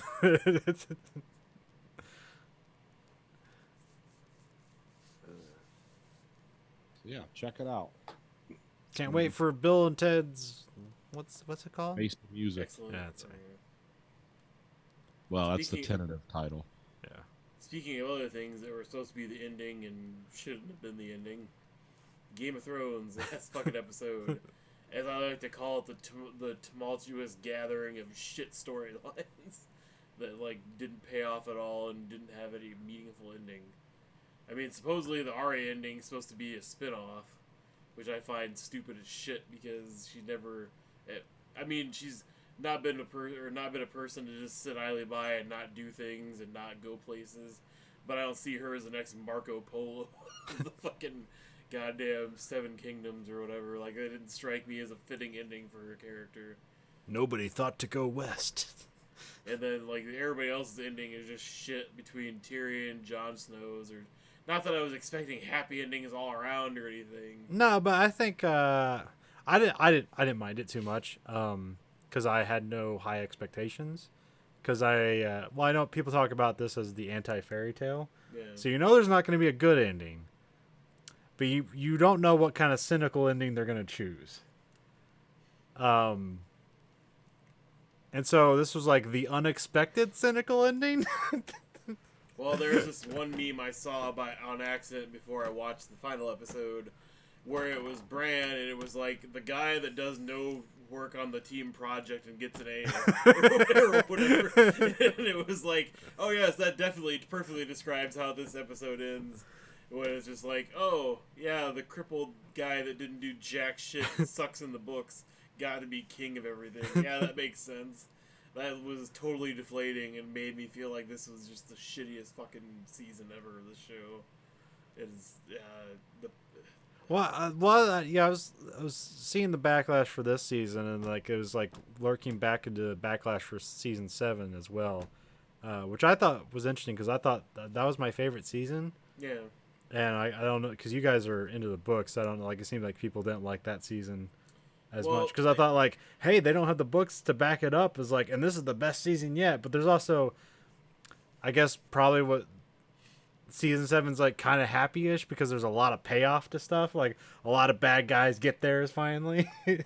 No, and that is a good payoff, and probably why people were high on it. Because I was actually high on season 7, and I still am. I don't think it's a bad season. Well, I think like Battle of the Bastards is like one of the best episodes of Game of Thrones. No, I mean it was up there, and it still probably is as far as best episodes. And also a portrayal of a battle like in a way I've never seen before, and it's like, and it's not just like giant armies like being thrown at each other. Like it's actually kind of like low key and like up close in a way that's interesting. Like I've never seen done before. Because I don't like there's like those big Lord of the Rings battles are like they're cool to see once, but then like it's like just because you can make 10,000 people run at each other and kill each other doesn't mean it's interesting. It's like I'd rather see, you know, Tactics. yeah, let's see John Wick kill one guy is more interesting than 10,000 guys running at each other. Yeah, because when you get all the cluttered scenes, it's like you can't just have everybody doing something interesting because you can't see everything. Yeah. And everything just looks like a giant, shitty, drunken barroom brawl instead of an actual, like, practiced army fighting each other. But at the same time, like, back to, you know, what was wrong with Season 8, it's just like all the characters seemed like they didn't really go much of anywhere. They kind of just stood in place or reversed any progress they made as far as character arcs over the last 7 seasons. It didn't seem like Jamie really made his way. And I mean, fine, I guess if he ended up with Cersei and, you know, that was his decision, then I guess... The poetry there is that, you know, they're twins, so they came in the world together, and so they died together in a weird womb in the Red Castle. Yeah, but at the same time, it's just... Also, like, I don't care. No, I know, but there's just, like, there was one point somebody made that I read where it's like, every character this season did one thing, and it was very fitting for me, because I was like, oh, okay, Daenerys takes the Iron Throne. But, I mean, technically, hers was probably the most developed character this year out of everybody. Yeah. I mean, Jon Snow says, my queen, like 50 billion fucking times. I don't want it. And then Arya kills the Night King, fucking Cersei kills Missandei, fucking Jorah dies. Yeah, I haven't heard this hot take yet, but the thing the cynical take I was having is like, so is Cersei the hero because she ultimately reveals who Daenerys actually is? No. Like, if she didn't kill Missandei, no one would know she's Hitler.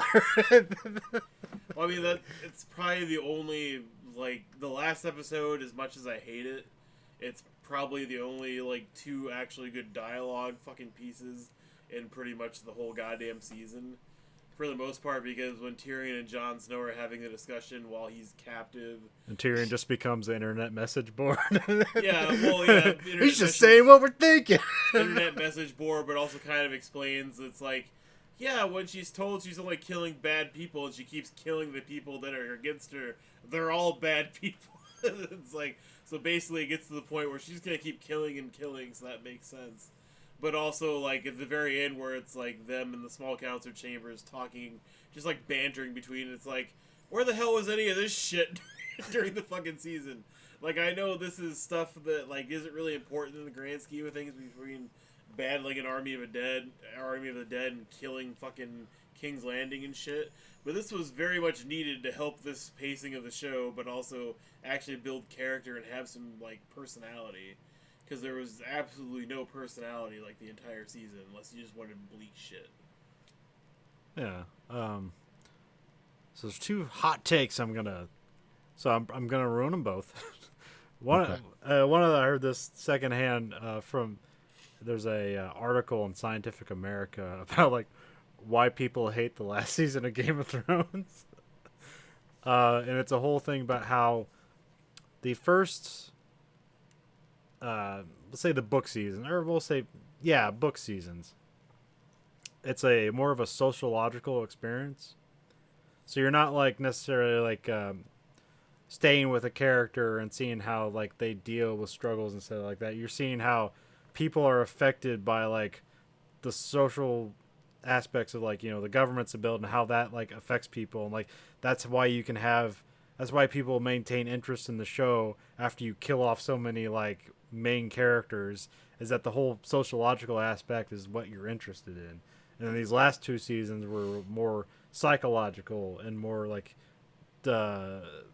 focused on each character and their story arcs, and then and you just leave all the world building behind, and like that was a take on like what people might have a problem with at the last two seasons, but there's plenty more too. The other hot take from Cesaro, the Swedish Superman. He's a wrestler. Oh, I was like, because there's that up down down, like they were watching the last episode, and there's some good stuff there, and the one I liked is that he pointed out essentially by the end of this season, like all magic is gone. Oh, okay. Like the dragon goes away, the Lord of Light, the Red Lady, like she's dead. Night King's dead. Like all magic is gone from this universe now, and it's now just medieval times essentially. There's like there's no gods or magic anymore. well, it's not technically true. Bran still seems to do his I guess. his warg thing, but Yeah, at the his same, useless thing. I'm a crow now. But at the same time, it's like Very ultimately, Lord of the Rings, though. I mean, ultimately, this had to end and had to reach some type of conclusion after only 6 episodes, which is kind of another turning point for people on the internet, where it's like 6, really? That's how many episodes you could put into this? Because Well, how many of them were an hour and a half? only 4 of them. So we got like kind of an extra 2 episodes with that. Yeah, I mean, the first 2, I mean, one of them was only an hour, then like the third, some of them was only another hour. So, I mean, it's not bad, but at the same time, it's not, I don't think it's deserving. I think if you would have drawn it out more, added like 4 more episodes to the stack, at least, if you were really going to just be gung-ho about going out the season, because they got offered, every episode to be 2 hours long, 10 episodes this season, or 2 or 3 more seasons on top of this one to finish it up. But they said, no, we don't have enough material. And it's like, I get it. If you got the giant battle between the living dead and then also Cersei for the Iron Throne to control all kingdoms, who gives 2 fucks about the Vale or Highgarden or some bullshit fucking half-ass king in the middle of fucking nowhere? No one gives a shit about that in the grand scheme of things. But it's that part of the show which, I mean, it's, I don't know, it gives everybody somebody to root for, I think, just between all the different character takes and looks at all the different aspects of the kingdom. There's something there for everybody, where if you just limit it to these 2 or 3 story arcs and 3 characters, if you don't like any of those 3 things or what's happening, it just really makes you hate the show. Yeah, I thought like everybody. Well, see, that's you got the parable with like global warming with the Night King, and it's like, if we don't band together to stop this thing, it's all gonna kill us, and like that's what people kind of wanted, and they just kind of threw all that shit away immediately. Yeah, they didn't get that. No, and yeah, people picked apart that episode to shit for all the shitty ass tactics they used. Because even when I'm watching the episode with my wife, and it's like, okay, they're finally gonna turn this because they have to get up the walls, and this is the part where they're gonna get slowed down, and they actually can win this with a few men. And then just like in 10 seconds, like the walls are lost, and it's like, what the fuck happened here? And then you get to the next to last episode, and it's like, I'm pretty sure all the Unsullied and Dothraki are dead, and it's just still a giant army. Well, that's the thing, yeah. That wasn't really addressed very well either. In the they did a scientific actual study about the mathematics behind who would win that battle between the living dead and fucking the army of the living. And it was just like, well, the army of the living is estimated to be 130,000 people. The army of the dead's 120,000 people. And so if you actually go in knowing that and knowing the kill ratios, and them having like 50,000 people left at the end of it actually makes sense. But if you just like see the show and it's like, oh yeah, there's like 5,000, 8,000 people there, and then it's like, wow, the same amount of people turned up to King's Landing. That's weird. It's like I thought I saw all the Unsullied get killed outside the gates. Like, how the hell is there like two? I'm more pretty sure fresh they were battalions? surrounded, and then we cut to the outside, and there was no Unsullied anymore, and there was still the army of the dead swarming the castle. Pretty sure all the Unsullied are dead. Well, yeah, it's because it's kind of like, well, the crypts are getting attacked. It looks like everything inside the castle above the crypts is totally fucked. There's like one or two people hiding in every room, maybe at best. Just And Sam laying down, stabbing people behind him. and then it's just kind of like, well, there's a few characters accounted for and shit, but like, there's no way in hell you're hiding like 20,000 people in that castle, and they're totally fine. And it's like, unless they just had tactical reserves that for some reason they left out of the battle too. They just sent it cut to like about like 60,000 people running away. But it's just fucking. I mean, some of the shit's just stupid. Just either from continuity reasons, like the whole army fucking reappearing and disappearing bullshit, Yeah. or just stupid dialogue choices and character stunting to just make things fit and work in the time frame that they chose.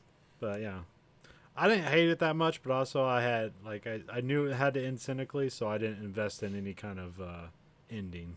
So I was fine with what they did. I still think Queen Cersei was the queen that the Seven Kingdoms deserve. Oh, it probably was. I mean, it's It's that whole world just sucks. It's just full of awful people. I like after the final episode aired, there's immediate memes on Reddit where it's just a picture of Walter White and he just goes, "I win again." I like the meme that was going around about they want the guy, the Northman. What was his name? Tromjim, the Giants Bane guy. Thormund Giantsbane. Yeah, they want him. Tormund, is it Tormund? Tormund, yeah, they want him and the Wolf to be the next spin-off series, just following them around on their weird adventures. Well, Yeah, I like their depiction of them as Calvin and Hobbes. yeah, Well, supposedly Thormund and Brienne, they actually had scenes that were supposed to be in the finale with them together, and it was actually, they shot quite a bit, but they never aired any of it like they were supposed to. So they apparently, I mean, not that they didn't have to cut for time and shit, but you think a series finale that the HBO just let it run for like 2 fucking hours or something, or whatever time they wanted to. Yeah, I mean, yeah, they could do whatever they wanted. It's well, the writers of this show are off to save Star Wars now, right? Yeah. yeah. Well, some people cynically said that's why this got cut short because they wanted that Star Wars money.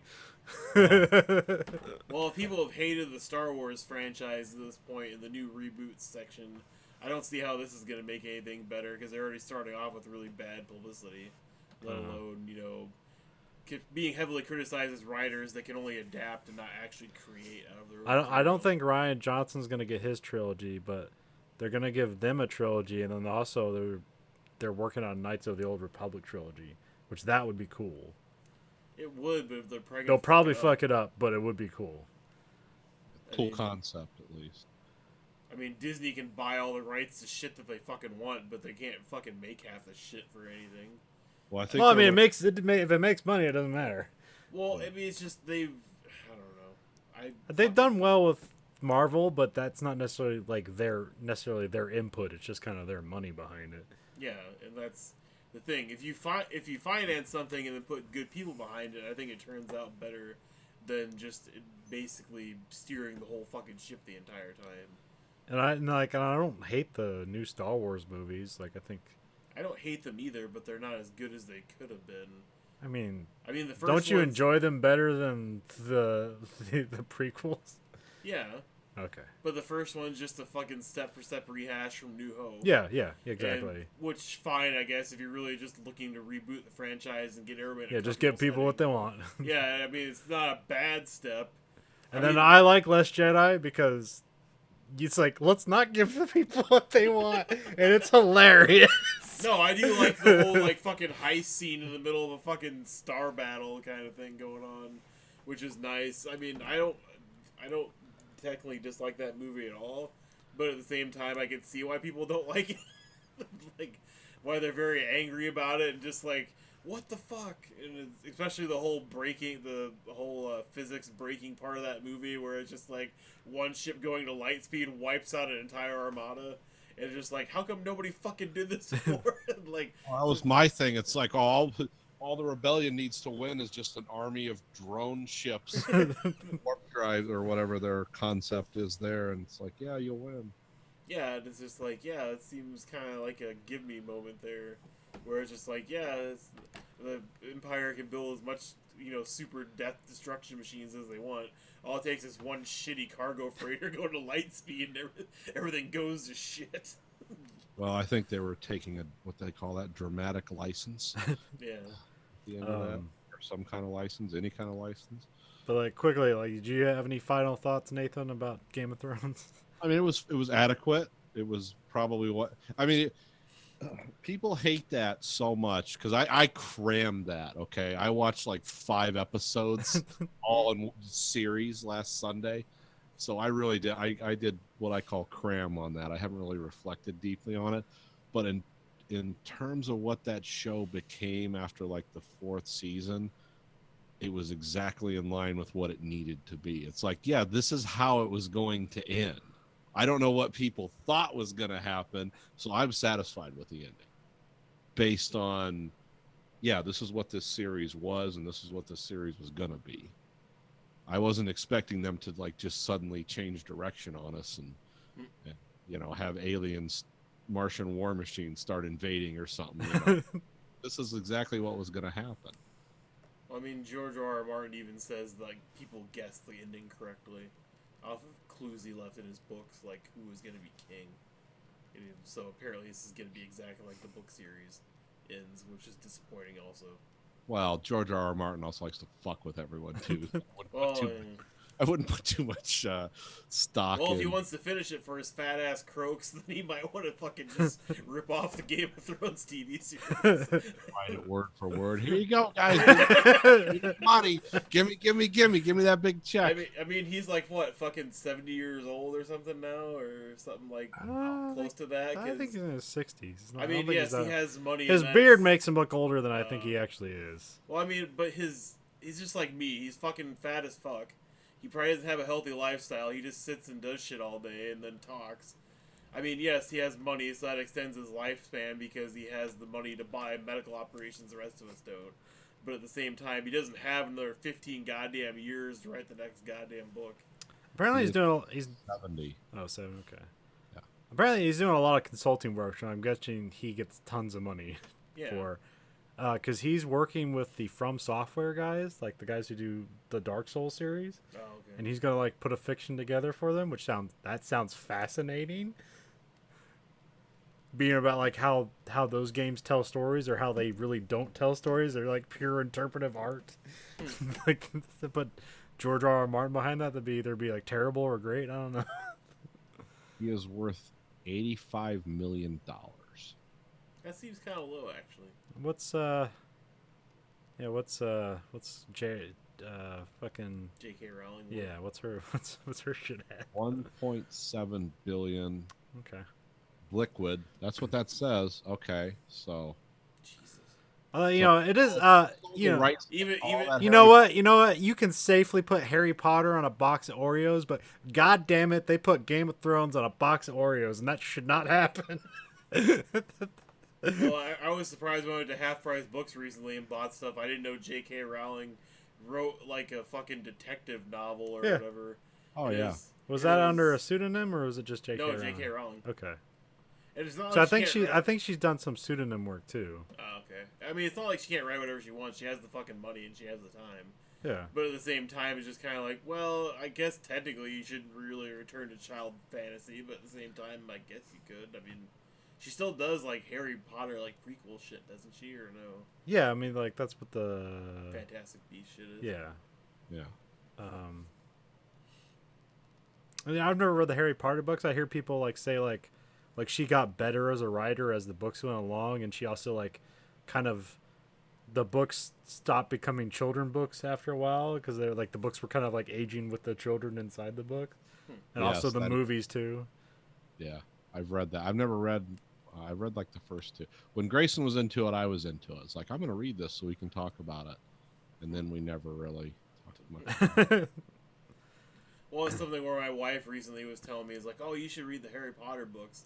I'm like, I've seen all the movies like 3 goddamn times. I don't need to read the fucking books now. Like, I don't think I saw the last 4 movies. I'll be like, My favorite one is the one directed by the Children of Men guy. oh, It's The Prisoner of Azkaban. Yeah. So that was my favorite one, so I stopped watching after that. well, it's just something where there's already one guy that's like 50-some years old in my work that reads teenager books because he can't deal with reading any books that are more higher up in adult learning than that.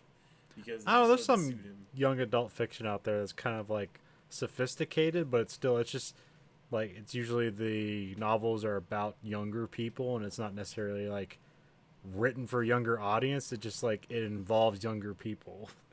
And maybe it doesn't swear constantly or have sex all over it. Well, yeah, that's the thing too. Since he's the Mormon guy, it might be that. Okay, yeah, I can see that. Yeah. Having conversations with him, it seems more like it's simpler and easier to grasp. So I don't know.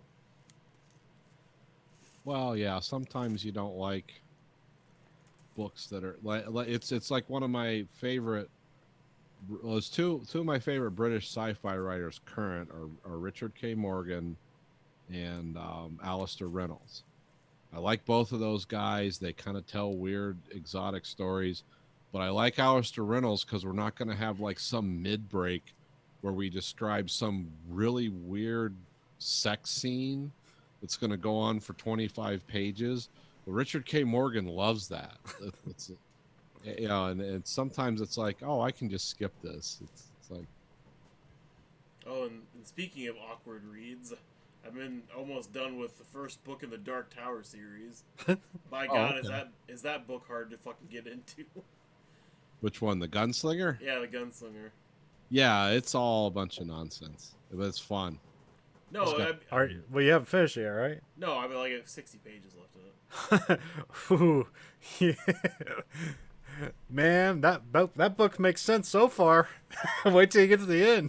No, I know. That's what I'm kind of dreading because it's Oh, then there are other worlds in me.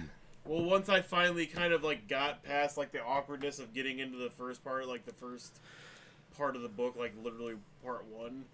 Like I actually kind of started to get into it. Then it changed speed again, and then it changed speed again, and then again, and I'm like, "Fuck! I don't want to finish this book."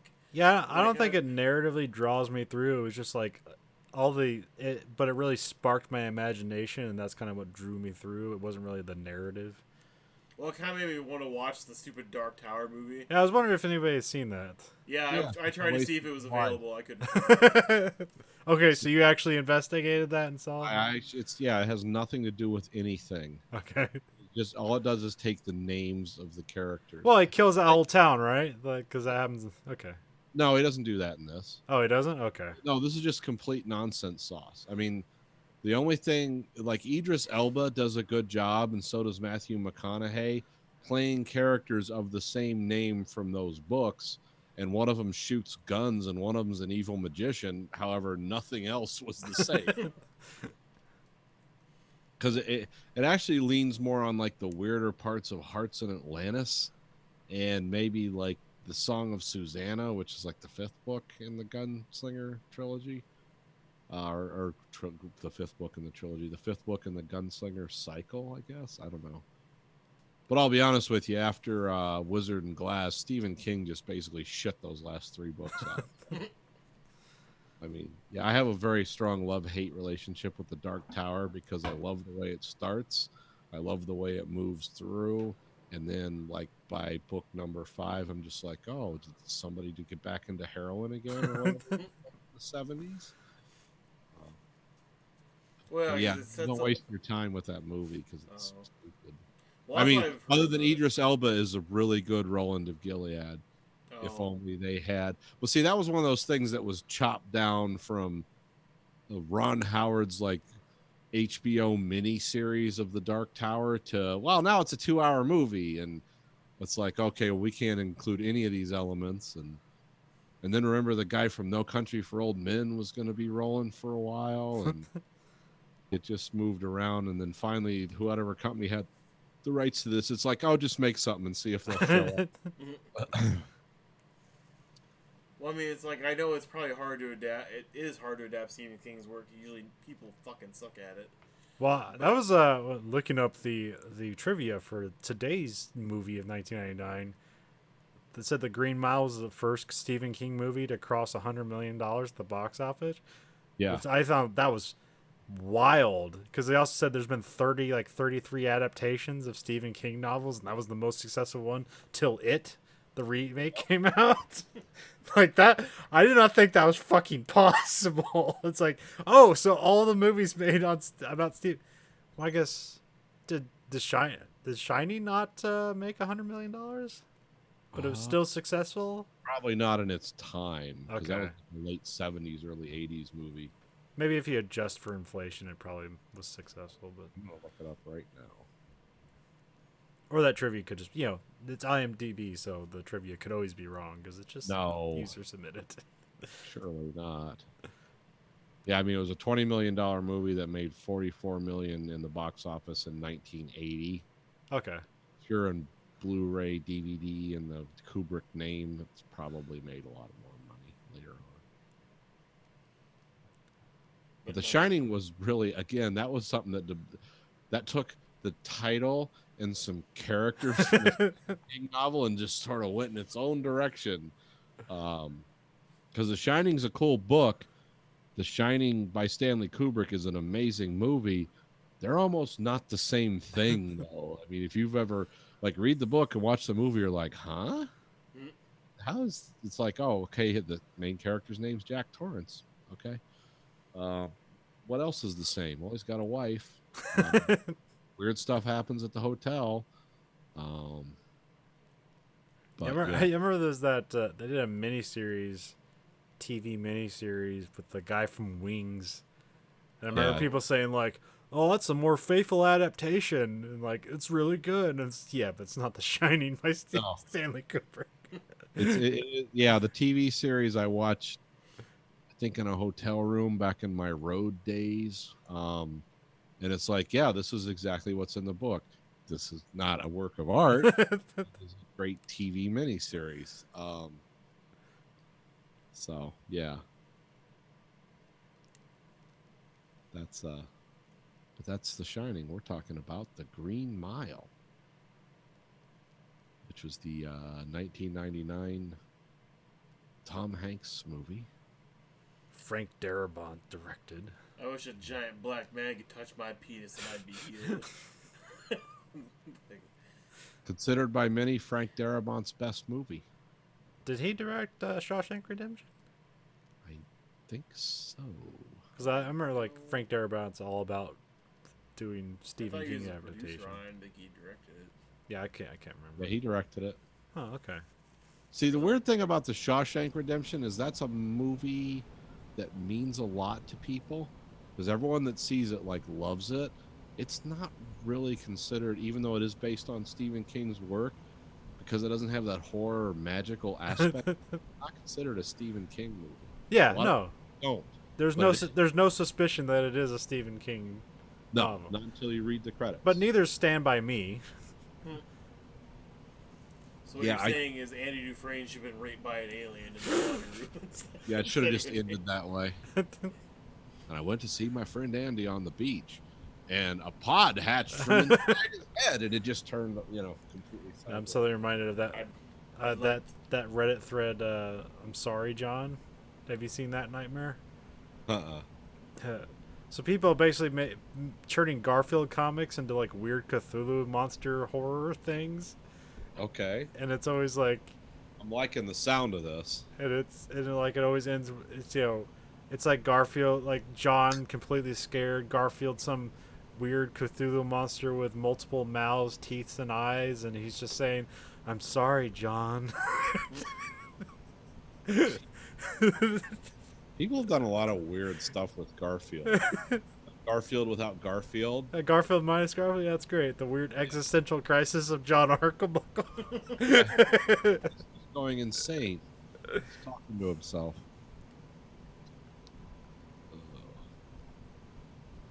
I And Garfield is like a turnkey operation now because the original guy that did it has nothing to do with it other than send me a check. Yeah. But he's also like 80 years old too. So. Yeah. Anyway, The Green Mile, directed by Frank Darabont. Of the Walking Dead fame. First year Walking Dead fame. Fired from The Walking Dead. And this has I forgot how many cool actors were in this. Yeah, I didn't remember Sam Rockwell being in this. Yeah.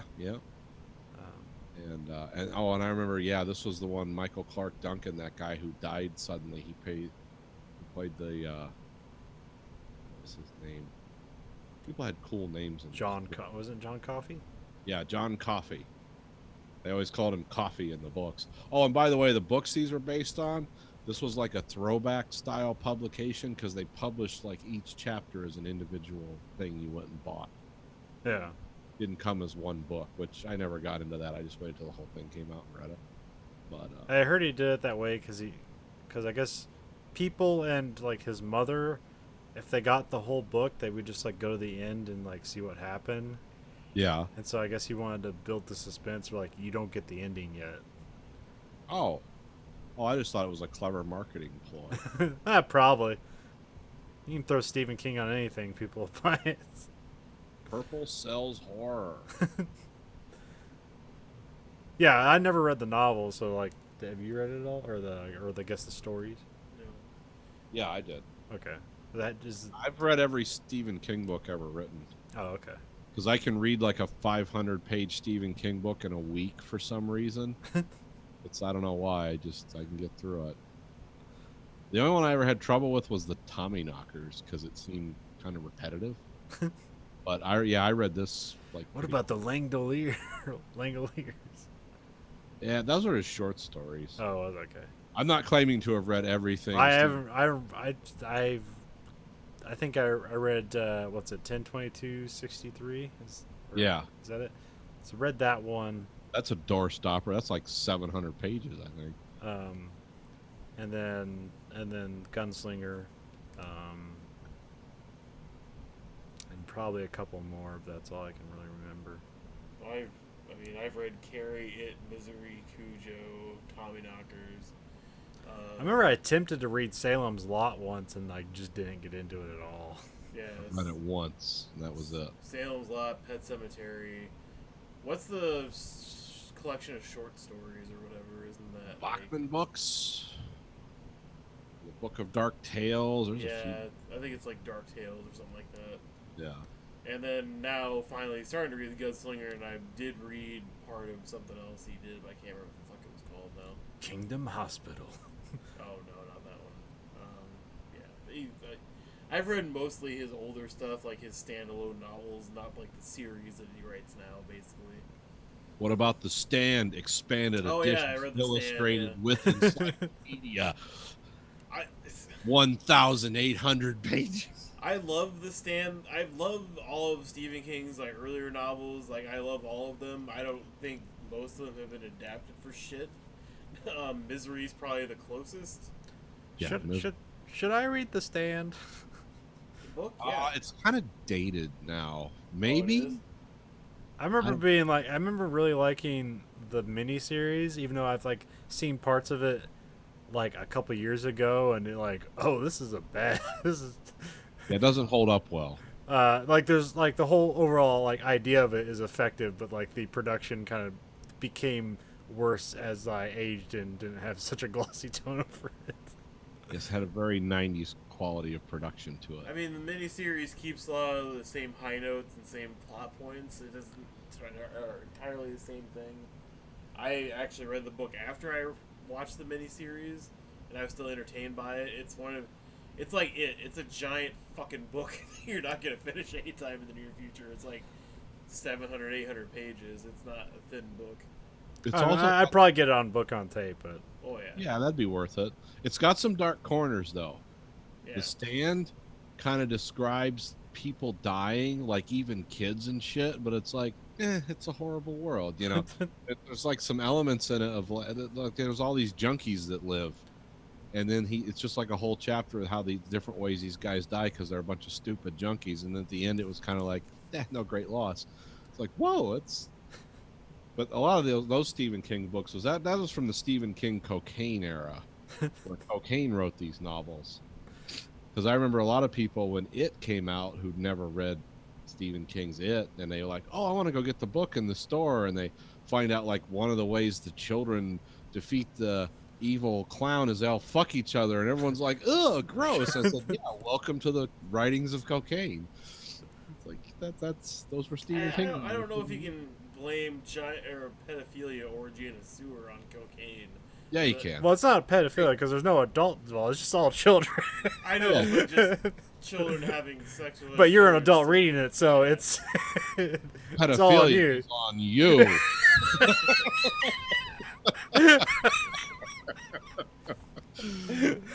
Thanks, Smokey the pedophilia bear. Right. Only you can think- prevent pedophilia. I read it when I was like 17 or 18. So you just made it under the line. Barely. I mean, not that I was supposed to find it appealing or anything with a bunch of like basically 11 and 12-year-olds fucking each other. But at the same time, it's like even then I was like, no, this is definitely wrong. Like I don't know, especially like the bullies like blowing and jerking each other off in the junkyard and shit. And just like, do you remember that part in the fucking? Yes. Yeah. I read that book in high school. I was like, oh, this is fucking weird. Yeah, and it's just like all the, because somebody was the wedding reception I was at yesterday. Somebody was talking about like they watched the remake and the bully when he like bounced off the well walls and fell to his death. He said he burst out laughing in the theaters and just couldn't contain himself, and everybody looked at him or whatever, and he was like, yeah, it just felt really good to like laugh at that guy because he got his comeuppance for being a total idiot and douchebag. And I wanted to be like, well, guess what? He'll be back in the second movie because he is in the books too, and the miniseries. So yeah. Anyway, Green Mile or. Yeah. I mean, we're getting into the overall milieu of Stephen King. So apparently, this is the most faithful adaptation of a Stephen King novel. Yes. Yes, Green it is. Mile is? Actually, Yeah. very faithful. Huh. Very faithful and a kind of a. See this movie and these books. I'm going to talk about movie book interchangeably here, folks. So, because I draw from both, but it's very. You could tell the Shawshank Redemption was the prototype for this, because they seem to parallel each other in a lot of ways. But this one again has that element of magic, and this thing covers like all the ground too. There's like racism, the 1930s. What life was like before antibiotics. There's all types of things that this book covers. The death penalty, the darker corners of execution by electrification. Ethical treatment of prisoners, apparently. And Yeah. because I would just like readily assume that people on death row would be treated horribly. Yes. Because it's like on your way to dying, we need to break every bone in your body. Like that's what I would just assume because it's the American justice system. Yes. And we must send people to hell before we send people to hell. Hell. But yeah, then like it made sense here. Like, no, it's like these people are about to die. We better treat them like they're not criminals, so they don't go crazy and harm everybody or themselves. Yeah, we get to kill them. You don't get to kill yourself. When it's time to, as they say, walk them down the mile, you don't want to be in that mindset of like, I got nothing to lose. I'm going to take as many with me as I can before I go. And the way Paul Edgecombe was written was played, and sometimes that's what's hard because this movie does such a good job, and Tom Hanks, everyone in this does a great job of acting, also as actors and also as I remember the characters from the books. But he brings like Tom Hanks always brings that weird decency to everything. Actor, just like I'm a decent guy no matter what it is, including the head guy on the death row. It's like I'm still a decent person. We just got a job to do. This sucks. Nobody likes it. These guys are going to die painfully, and we know they did horrible stuff. But let's not be just monsters about everything. And that he really does he does a better job in the book just being Tom Hanks as making this guy like, oh, okay, these guys just have a job to do. They're not like satanic boogeymen. Well, Sam Rockwell is, but the rest of them are not satanic boogeymen. And Percy, how would you describe Percy? Is he a psychopath? Because he seems resentful of horrible things, but he's also like has no conscience. He seems like, as portrayed in the book or as portrayed in the movie, he seems like a guy who it's like someone who has something to prove. Yeah. Someone like a weak man who really wants to prove something. It's like, I can be the hardest guy, I can be the meanest guy. And it's like, well, no, every time you try to do that, you're just fucking everything up, because it's all driven by insecurity, and which becomes like one of the emotional pins this movie rotates on is we're in a bad place. We don't have to be the worst people we can be to prove anything to anyone. Because that's also like the first one where you get like how Tom Hanks runs things. As Percy comes in saying, "Dead man walking," and they're like, "Oh, Jesus fucking Christ!" Yeah, let's not do this. It's like, Percy. It's like, yeah. Go help with the laundry. Yeah, this is not what we need. But yeah, you have like, I mean, you've got the guards and you've got the prisoners, the people on death row, and all. And the janitor, who I thought was a prisoner until I realized he wasn't. Oh, he's just a regular. Yeah, was he a trustee or just a janitor? I don't know. Well, this time he's mopping and he gives the moon pie to Sam Rockwell, and I figure like trustee. So he is a prisoner, but not on death row. Yeah, because okay. They refer to him as trustee in the first practice. Is that what? Okay, explain to me what a trustee is. I don't think I've ever heard. It's just like you do. Yeah, I'm sorry. Go ahead.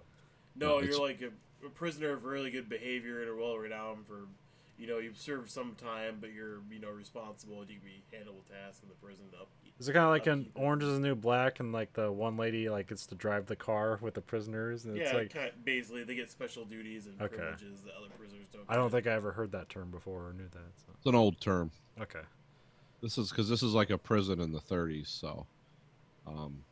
Back then, reform still was possible. No, back then they were cutting the state budgets because of the Depression, and they were like, well, can we get these guys? They even had, where was it? Was it Mississippi or Louisiana? They had what's called trustee shooters. These are the guys up in the towers with guns. Some of those guys were prisoners. Give them guns because they didn't want to pay the guys to be in the tower. It's like, well, you got to be here anyway, so we're going to give you 7 bullets. If anyone breaks through the fence, you shoot them. That was a real thing. That's not like something from a movie. And if you break through the fence, shoot yourself. Yeah. I was running away. Yeah. I had to take me out. Kind of like the crossbow suicide. Turn that sucker around. I mean, wouldn't that be everybody's first thought if you've been in prison for X amount of years and they hand you a gun saying, shoot any prisoner that tries to cross? And you're like, okay. Like, will I have company? You're like, no, you're the only guard on the sector. Oh, awesome. Oh no, he's getting away and I missed every shot. Well, these guys were more these guys were picked more for their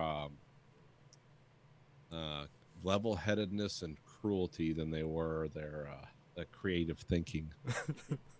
And these were, they didn't have trustee shooters at every prison. They were all southern prisons, of course.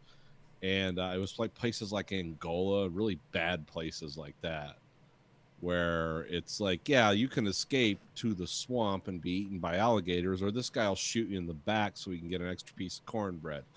You don't care either way. Welcome to America during the Depression. But anyway, Green Mile. Yeah, this was. But yeah, so the prisoners were. They were all guilty, except for Coffee, and they were all, various degrees of mildly horrible to just, they were either completely horrible. They were like, okay, I've accepted my fate. Like you had different spectrum of prisoners, and Coffee was the oddball one because he really wasn't guilty, but he was a Yeah. gentle man who could heal people. And you got the like the Creole prisoner who did taught a mouse how to do tricks. Yep. What was the Like- mouse's name? Mr. Jingles. Yeah, Mr. Jingles. Jingles? Yeah, okay. Or is it Jangles or Jingles? I think it was Jingles, but it just came out like Jangles because it's his Okay. Creole accent. Because there's the whole remark in the movie is like, when you really want something, you talk way better in English than you do. You fucking get pissed off and shit. And like whoever that actor was, I know he doesn't really, He's a have character that actor. accent in real life. Yeah. Like, I don't know what he's really been in recently, but he's usually a pretty good. He's got character bit actor. parts in like everything, but yeah, he's usually like some crazy homeless guy or something. But Yeah. Because the rest of the inmates went on to do more than I think that guy did, like overall as bigger roles. oh yeah, that guy's just like he's like fuck, I forgot that guy's name. Oh, well. That guy was in one of the latest seasons of Silicon Valley. He has the bald head and glasses, and he was like in Howard Stern's Private Part. That guy, Oh, can't remember his name, but he's just like a, because he like went bald at like age 23, so he's looked like 44 for like the last 30 years. So he's been like, they've used it as my character actor in like tons of fucking movies. He has a podcast. I can't. Yeah, I can't. I my don't remember. wife was saying the guy that played Percy, like in real life, is a piece of shit too. Oh yeah, okay. Because apparently he married like a 15 or 16-year-old girl when he was like in his fucking late 20s or early 30s with their parents' consent or whatever and shit. And it's like, yeah, that sounds like something somebody like Percy would do, but.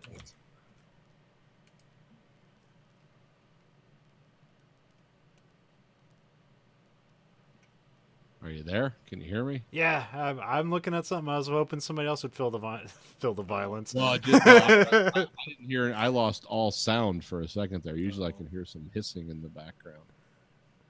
But surprisingly, I mean, for what it is, and like all this ground it covers between having a nice, bit of breakup and segments in the future, like 1999, 2000, and then going back to Prohibition times, or not Prohibition, god damn it, Great Depression times in the 30s.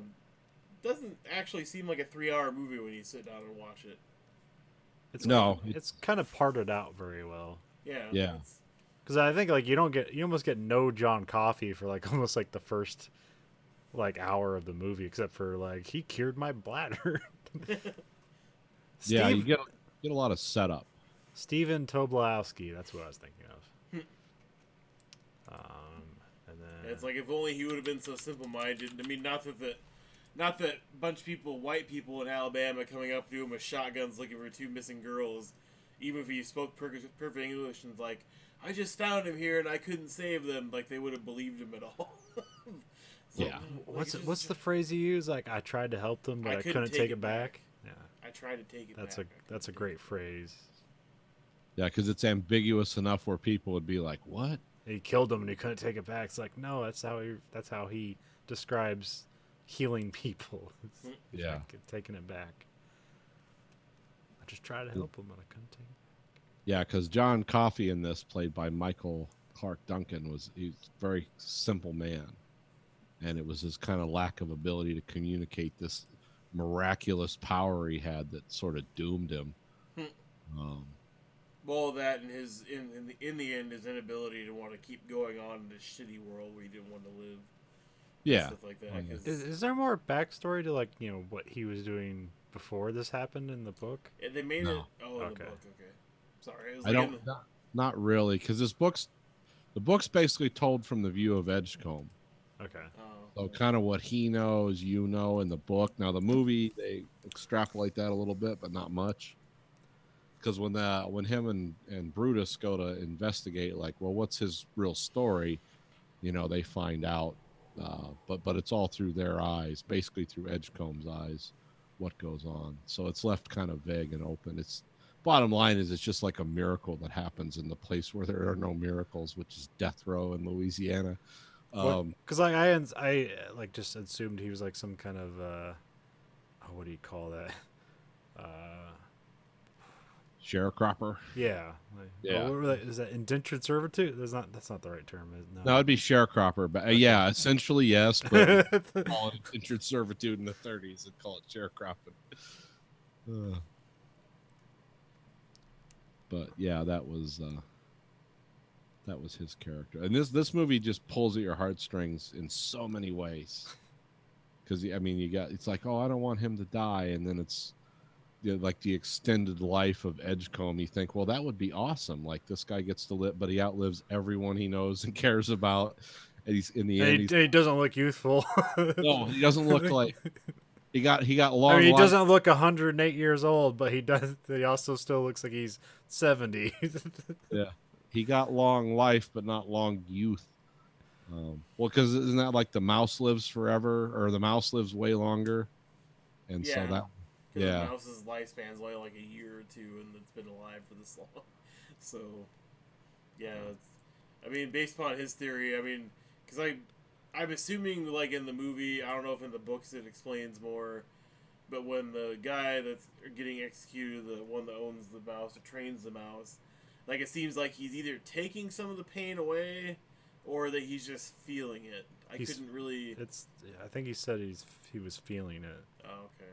So he's like kind of mimicking what he's doing, and like essentially like the power that he gives off, he like gave to the mouse, and that's what makes the mouse live forever. And then like this sort of the same thing happens when he gets executed at the end, because he like shakes his hand or whatever before he gets executed.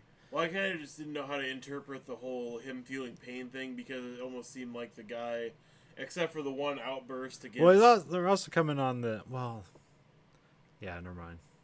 Go ahead. Oh. No, I was just going to say, like, I thought maybe that was kind of a redemption arc for that guy's character, because, yeah, he might have done some shitty stuff to get there, but, like, he actually was a good person, and, you know, leading up to his execution, he didn't deserve that kind of, you know... He seemed mournful for the things he was doing. He asked, Yeah. like, you know, do you think someone can be forgiven? Yeah, and it was just more like maybe that was him trying to be nice to the guy, since, you know, he was actually a decent human being leading up to it and seemed to learn from his mistakes and repented, kind of thing. I didn't know how to take it. Well, I have to ask you guys what John Coffey does to Percy, because what I'm guessing what happened is that he, because he grabs his head, so he fixes whatever's going on in his head, which I guess that gives him a conscience, and I think he also puts in there what Sam Rockwell's character, Billy, they just call him Billy the Kid. Mm-hmm. I think he showed what Billy the Kid did to those children, and that's why he goes and kills them. And because he has a consciousness and he's done terrible things in his life, he basically can't live with himself and becomes catatonic. yeah. That's my guess of what happened. I don't know what you guys had interpretation of what happened. No, yeah, that was he got a consciousness. He got a soul, not a conscience. He could actually feel right and wrong. Okay. Like before he didn't feel that, because I'm assuming he was like a sociopath or just some kind of marauder. Yeah. And then now that he can recognize right and wrong, he actually, like a normal human being, thinks it's like, oh, I actually did this. It's like he essentially he goes to a loony bin, but he like doesn't talk or anything. So I'm assuming he's like gone in some kind of torporous state where he's never coming back. So that's, because Coffee can always fix what's wrong with you, including being evil. Or at least not being evil, but at least reflecting on your the things that you did. It's like, yeah, you actually hurt people. Well, it's like what he grabs his head. I thought it was like he fixed something in his head, and that's why he has a conscience now or whatever. Yeah. And then wasn't that Percy, he gets put in the institution that he was going to, that was where he was going to work had he transferred over? Yeah. Okay. Which kind of, like, I felt that was the only part that got screwed up in the movie, because it seemed like, because when he was up front for his execution that he botched, I mean, he definitely seemed like, especially after they, like, kind of punched him and, like, fucking, berated him more and shit, like, that he was actually going to transfer out, that it seemed like, oh, more time has passed and nothing's happened, and he's still here. And then they're still talking about, like, oh, you need to transfer, Briar Ridge and stuff like that. Yeah, because that was the deal, is that, like, once you are, what they call it, be on the front line? Is that what they call it? Yeah, once he was up front. Yeah, he was supposed to transfer, but he didn't. And it made it sound like it was that simple, like, literally, like, the next day or two, he'd be gone. and then he was just still there. Maybe it's bureaucracy, and they just didn't have another guard ready to go, and they couldn't transfer. Maybe. Yeah, because they all wanted to go to like juvenile corrections or whatever. Well, that's where Edgecombe goes at the end, right? Yeah, he says, talks about Get them while they're young. That was the phrase he talks about. Yeah. Yeah. Before they do anything terrible. Yeah. Unredeemable. Yeah. So he went around telling all these young people how about a black man touched his penis and changed his life. When that large man put his large hands on my penis, I felt relief like you will never know. I had to go home to my wife and make love to her 3 times to even equate how Mate 4! I just had to kept saying, oh, the whole time. So I remember, like, not necessarily, like, I really liked Shawshank Redemption because, like, you know, like, many people, they love that movie because, like, they found it on cable. It's like, why does nobody know about this movie? Yeah, this is my thing now. My secret thing. Yeah. So I kind of, like, I had a little too high expectations for this movie, so I didn't necessarily like it the first time I watched it, but I absolutely do not recall the whole, like, almost endless lifespan of Edgecombe and, like, you know, the revelation that, like, because he says, like, oh, the math doesn't work out, and it's like, oh, I'm 108 years old, Helen, or what, I can't remember his new wife or whatever her name Yeah. was. I think it was just friend, but yeah. Oh, it was a friend? Okay. Yeah. I think after he goes through the whole spiel of, like, everyone he loved, he has to see die, I don't think he'd just keep marrying people. That'd be kind of a dick move. But yeah, I mean, it also kind of doesn't touch on, like, I just want to see, like, the last 15 minutes of that movie being him affording living in a nursing home for that long. just like, how's his financials looking? I don't think he's supposed to retire for, you know, like 70 years. Like, I don't know. Because, I mean, That'd be nobody's... an odd end for the Shawshank Redemption, just like an odd treatise on retirement planning. People with, you know, unnaturally long lifespans. Well, that, I mean... Stephen King really comes back to it in his 80s. Well, I mean, then obviously he doesn't want to really touch on, like, any specifics about, like, how long he's been in this retirement home, and, like, how everybody's like, hey, he's been around here for, like, 30 years, how is he not dead yet, or whatever, like, that. Yeah, because I don't think I necessarily picked on, because, like, what time is it in the present of this movie? Is that supposed to be, like, 99? Yeah, it's 99. Okay. Because I know, like, yeah, I'm like, well, there's TVs, things are modern, but I don't necessarily, like, hey, like, the past takes place in the 1930s, like, that's 60 years ago. He's already 40 in the movie. That makes him 100 years old. I don't think I ever, like, bothered to do that math while watching the movie. I think it's just, like, a nice surprise. Yeah, or a weird or a weird surprise. Which, not unprecedented. Well, I don't know. In 2019, like, my wife, the oldest person she's ever taken care of is 105. There's 3 people where she works that are like 103 now, but those people are essentially not like, their bodies are alive, but you're not, like, having full-on conversations with them a lot. Not like this guy was in the movie. How old's Betty White now? She's in her 90s, isn't she? Yeah, she's in her 90s. I think high 90s now. Google, what do you say? How old is Betty White? Betty White, show us her tits. Age. 97. Yeah, so she's still got, like, another 15 years. That's the spirit. But Doesn't she have some IQ that's, like, absolutely off the charts, too? Probably. Someone told me once that she, like, her IQ was insanely high. That doesn't necessarily mean anything, but... No, it's just an interesting fact. Well, like, IQ is not really meant to be applied to adults. Oh, no, I mean, as a child, she tested okay. incredibly high. Just like Quentin Tarantino has some astronomical IQ from when he was younger. And so does, who's the Twitter psycho that I like, the actor? Well, he's banned now. Oh, James Woods. He has like 180 IQ or something crazy like that. Which means he's just really good at solving logic problems. Yeah. Definitely. I mean, he's clear-headed when it comes to politics. And, yeah. Anyway, the Green Mile, nominated for 5 Academy Awards. Was, Probably should have won it. was Didn't Michael win Clark any- Duncan well- nominated for an award, or was it just Tom As Hanks? best supporting actor. I just had it up here. Shit.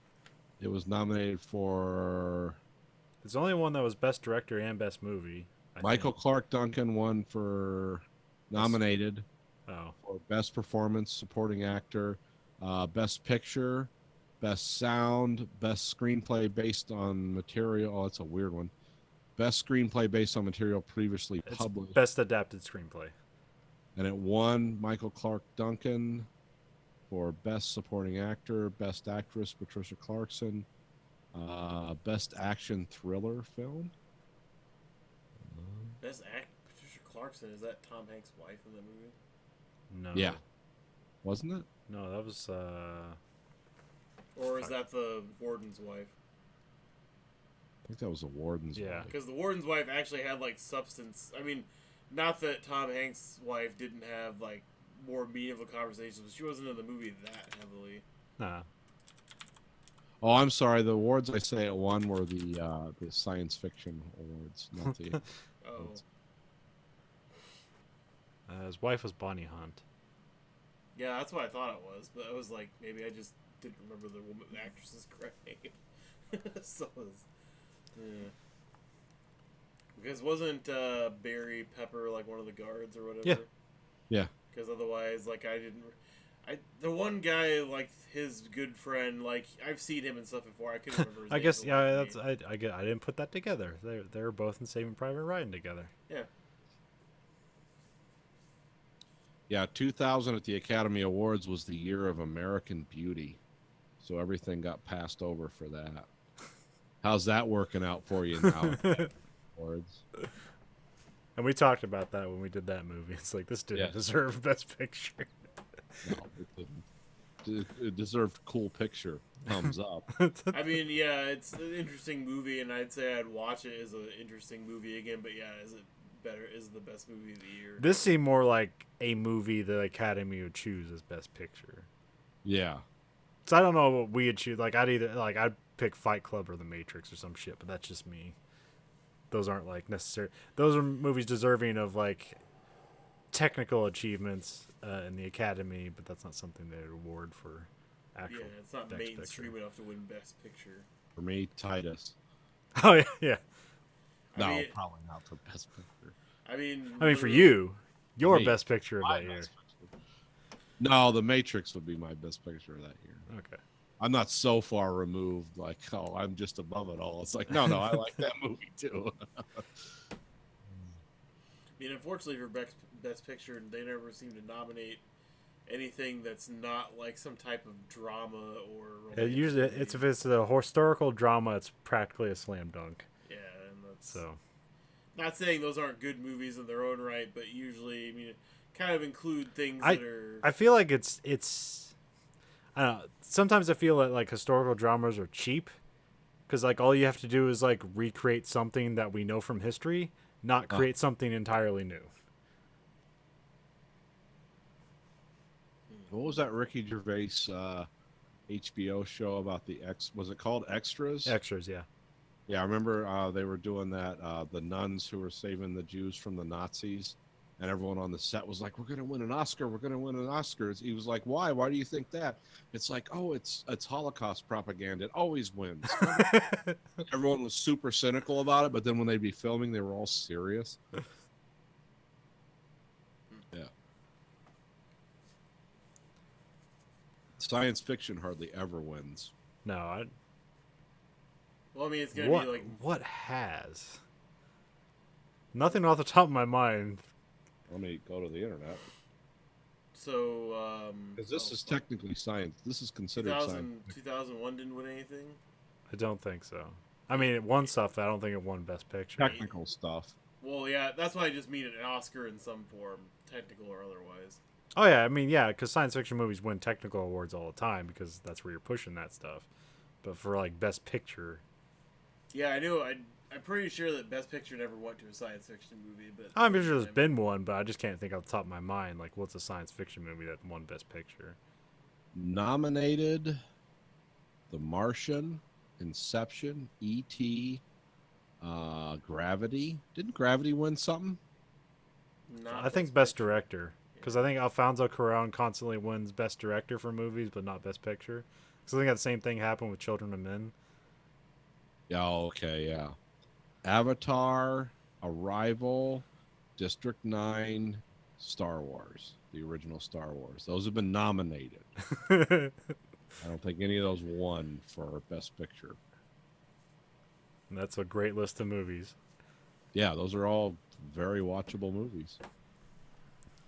Let's see, sci-fi movies that won Oscars. Terminator 6.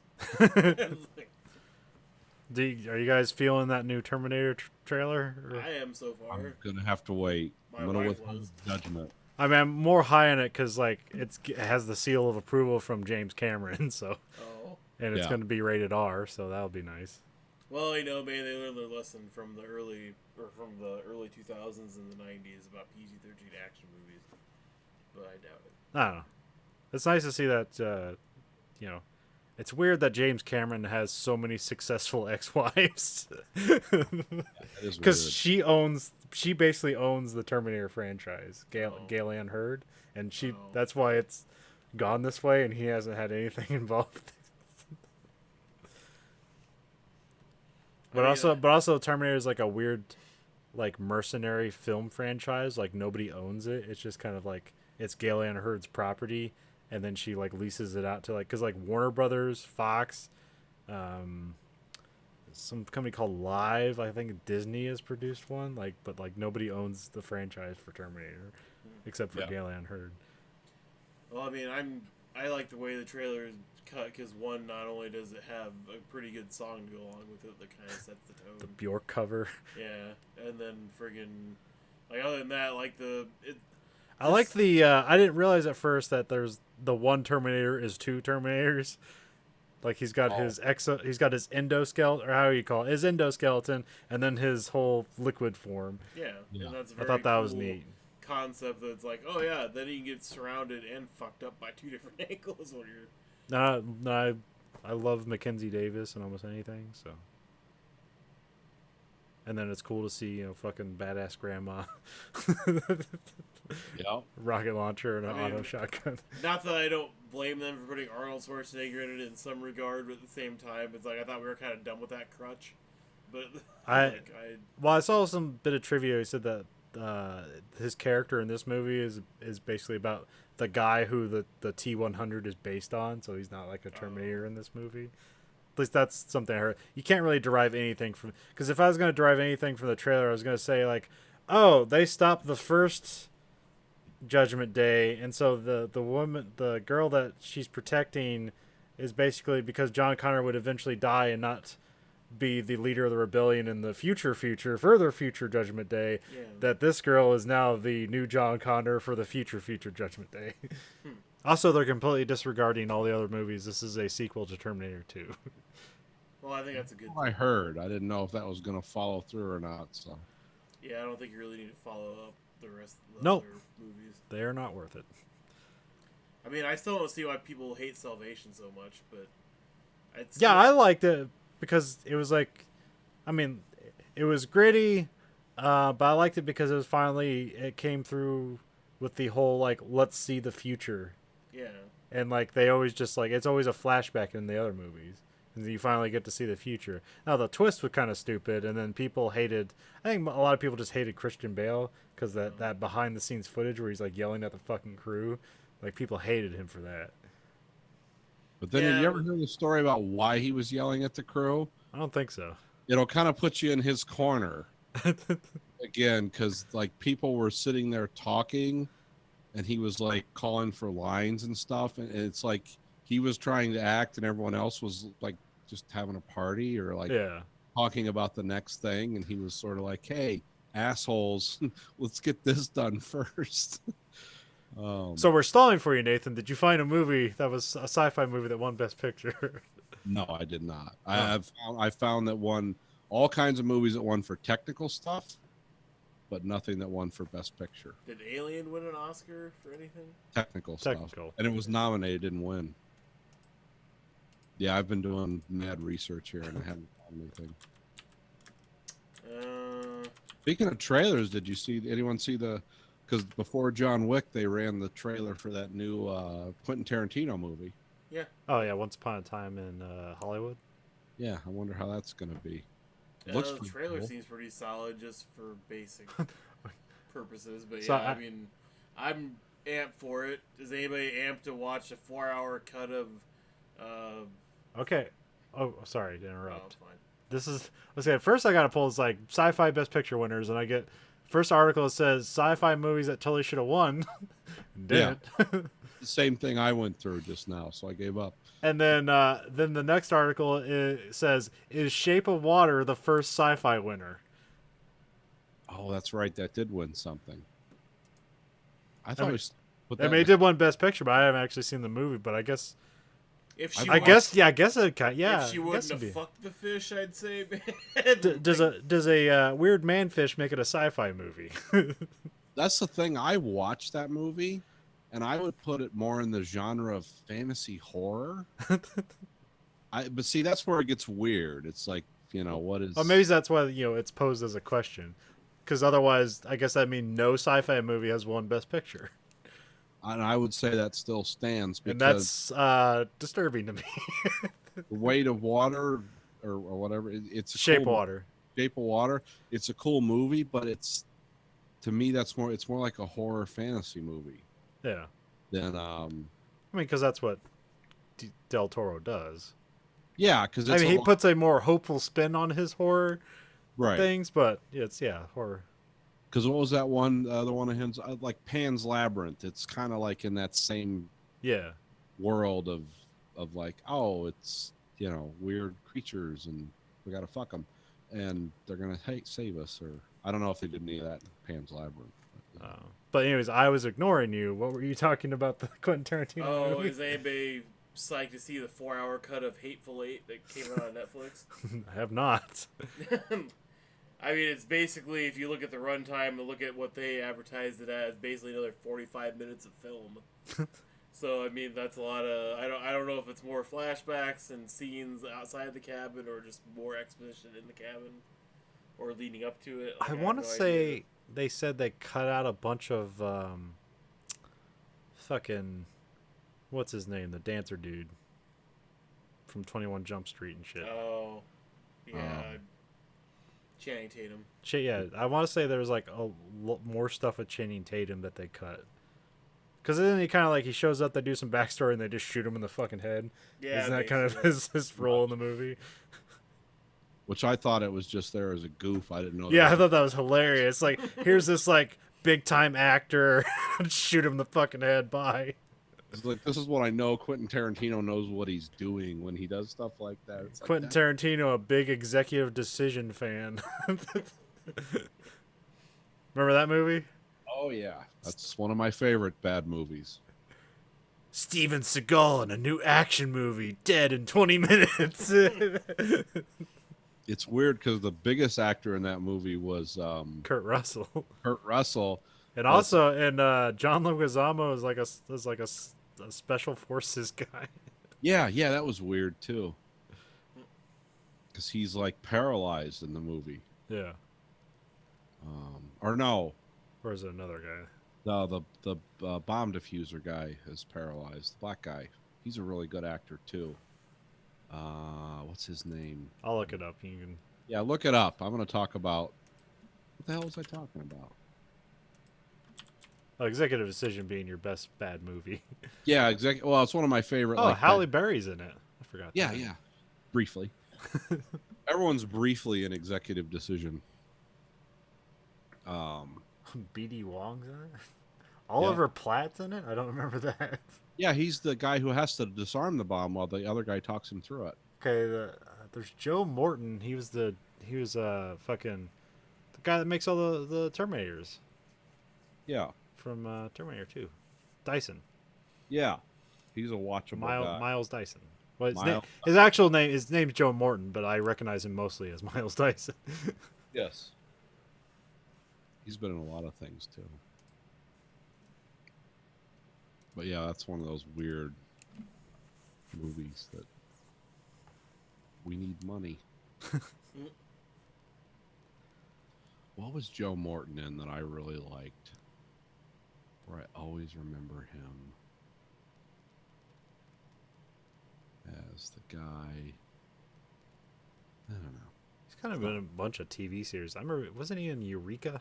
Yeah, it says Eureka on his Yes, profile. yes, he was.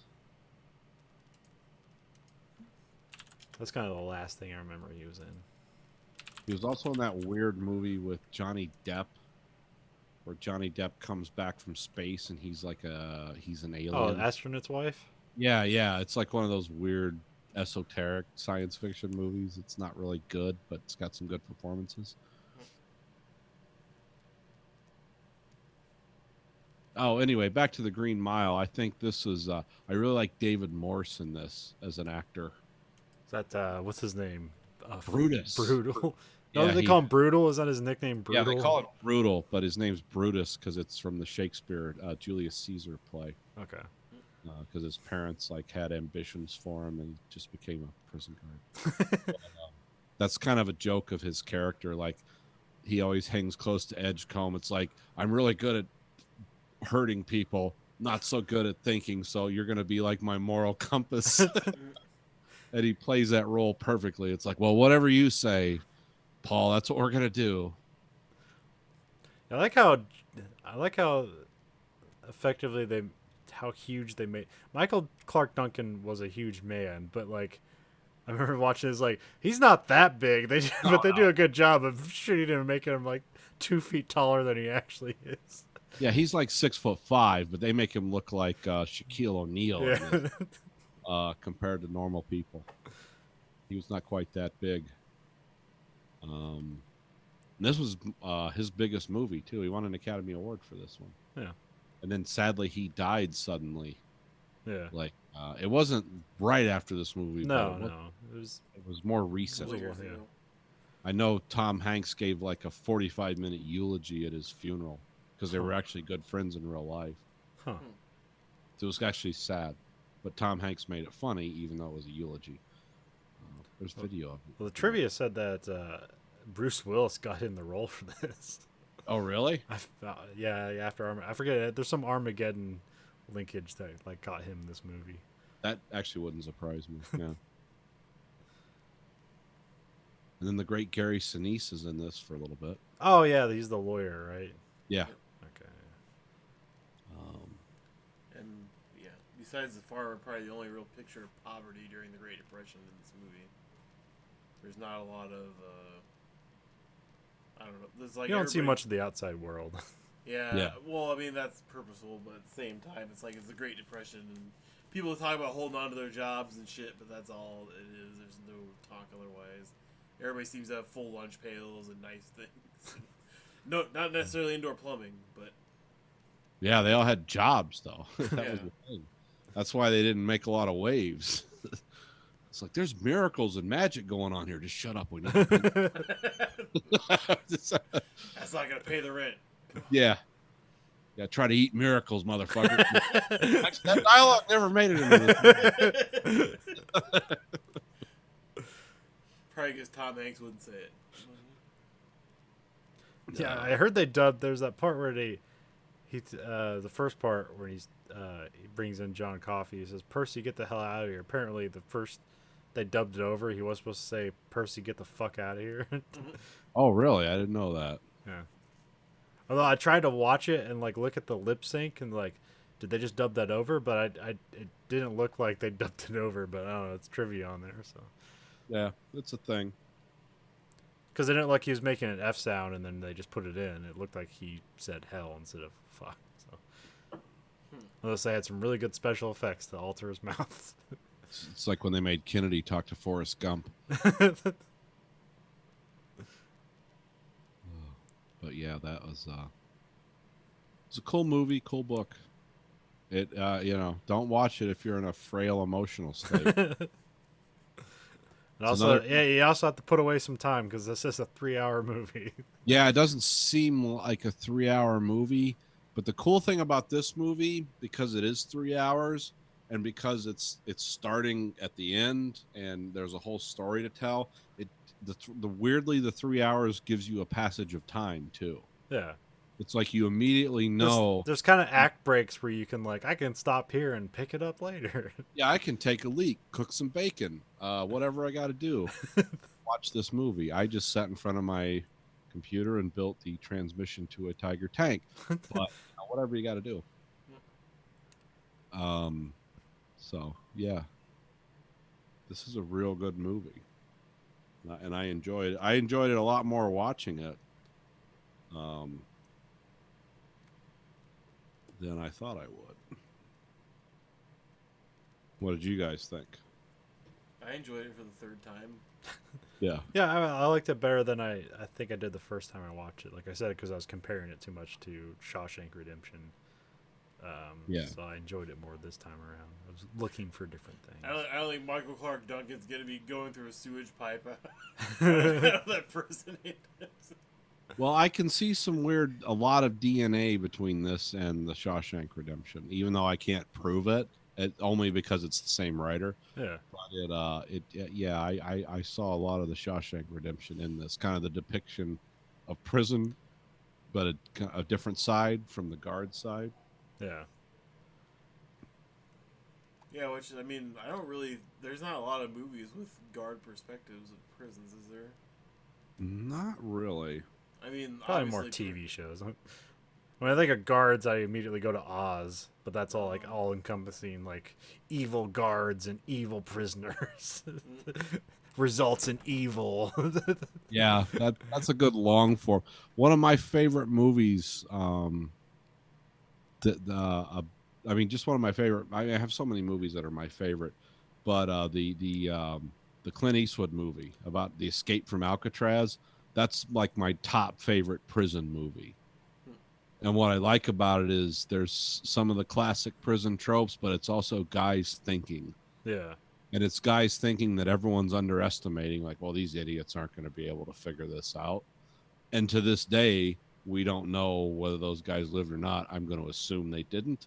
But they still got out of Alcatraz and made homemade boats and tried to sail off to fame and fortune. So,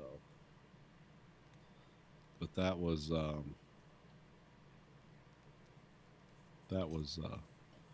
I like movies about people under duress. I don't know why. Maybe it's a metaphor for our American experience, right? You just want to see that person snap behind their eyes. You know they will never continue again, never be a good member of society, and just give up and maybe kill themselves. You just want to see that break. No, I mean, a lot of the movies I'll watch over and over again outside of science fiction because the atmosphere draws me in. The movies I'll watch about people doing things are all, like, I like The Great Escape. I like movies about people where they just like think their way through things and they're not dramatic heroes. Yeah, it's like The Martian and stuff like that. Yeah, it's like, oh, I'm not the ultimate badass or anything, but I'm gonna read a book, or I'm gonna slowly apply knowledge to a problem, and I'm gonna solve it in a way that you never thought was possible. It's like everyone files through the bars and tries to squeeze out. How many people knock the wall out, build a plaster assembly, a fake head, and then, go out and rubber cement together a raft? That to me, that's cool. And they're not people that are like the ultimate badass in the prison or anything, or the tough guy. They're just like, hey, I'm smarter than you, and I'm going to prove it. And he does, in the greatest, or in Escape from Alcatraz. I'll watch that movie 3 times a year. I don't know why. It's really dated. Alcatraz hasn't been a prison since before I was born. But it's a cool movie. But yeah. But this is another one of those movies of this is like a magical element of movies of people under great stress. And it's not just the people that are going to die on death row, but it's the people that are going to have to execute them, and that's what makes it interesting to me. That's why I would recommend 1999's The Green Mile, starring Tom Hanks. I would recommend The Green Mile because it's good giant porn. If you want to jerk off to a giant, Like, Yeah, if that's your thing. Trying to think if Tom Hanks was in any other movies that year. Wasn't this the arc in Tom Hanks' career where he was doing $15 million a crack movies? Probably. Oh, yeah. Why wouldn't they list his actors credits first? That's weird. Why would they? I guess Toy Story 2 and The Green Mile. Oh yeah, he made bank that year. And then he did Castaway. Yep. So, yeah. So, let's see here. Where should we start? Okay, so we got Forrest Gump in 94. Well, actually, we'll start at Philadelphia. He wins an Oscar. That's in 93. Then you got Forrest Gump in 94. You got Apollo 13 in 95. Also Toy Story in 95. That Thing You Do, he's only going to live that a little bit. He produced that with his son. Yeah. Colin. Yeah. And then you got Saving Private Ryan, You Got Mail, Toy Story 2, The Green Mile, Castaways, Road to Perdition, Catch Me If You Can. Yeah, You got a private island at that point. Well, Tom Hanks occupies a special place in my life, not because of me, but because of my son. Because my son will watch in like perpetuity the movie Bridge of Spies. And he told me, he's like, Tom Hanks is like my movie dad. And I was like, what do you mean movie dad? And he goes, if I could have like anyone from the world of fiction be my dad, it would be Tom Hanks. I was like, oh, okay. I said, how could I be more like Tom Hanks? He's like, well, Dad, you can't. You're just kind of an angry, bitter. I was like, thanks, son. But we were joking around when we said that. But yeah, so he likes anything Tom Hanks does, he'll watch. I think Toy Story has a lot more to do with that than Bridge of Spies. Maybe later as he grew in life, but yeah. So that's like my son's favorite actor is Tom Hanks. So you've heard about Tom Hanks' other son, right? Not Colin? No. The one gangster rapper? No. Oh yeah, there's he's got a weird son who talks about being a hard guy from the hood or whatever. It's like, wait a minute, your dad's Tom Hanks. How hard could life have been in some for you? But, okay. man, Did you ever get not beat by your father and then he made $20 million? Yeah. Did your dad ever support everything you did? How stupid it was? maybe he's just try to reverse build up his street cred where it's like, yeah, I came from such a great background. Look at me be bad. Or whatever kind of I don't know. I mean, this is from 5 years ago. He might have outgrown that. This is, like I said, this is his younger son or something. But it was weird to see like Tom Hanks' son trying to be a gangster rapper. It's like, well, you sure shit didn't see Tom Hanks go and make their press rounds for that one. probably not. I mean, you can't control what your kids do. So. No. You can support them. But, yeah. Well, legally. I mean, he's in Hollywood. He can probably ruin his career. Yeah. I mean, This is for your benefit, son. let me look up which son of. Oh, excuse me. He has 4 children. Oh, the only one with an internet thing is Colin, who does a lot of movie stuff. Yeah. What's he done recently? I think he's like fallen into that producer role Yeah. because that's smart, because the money comes in and you don't have to be on camera. I want to say there's something like there's like a podcast that he produces. Like he's not on it, but he like produces it.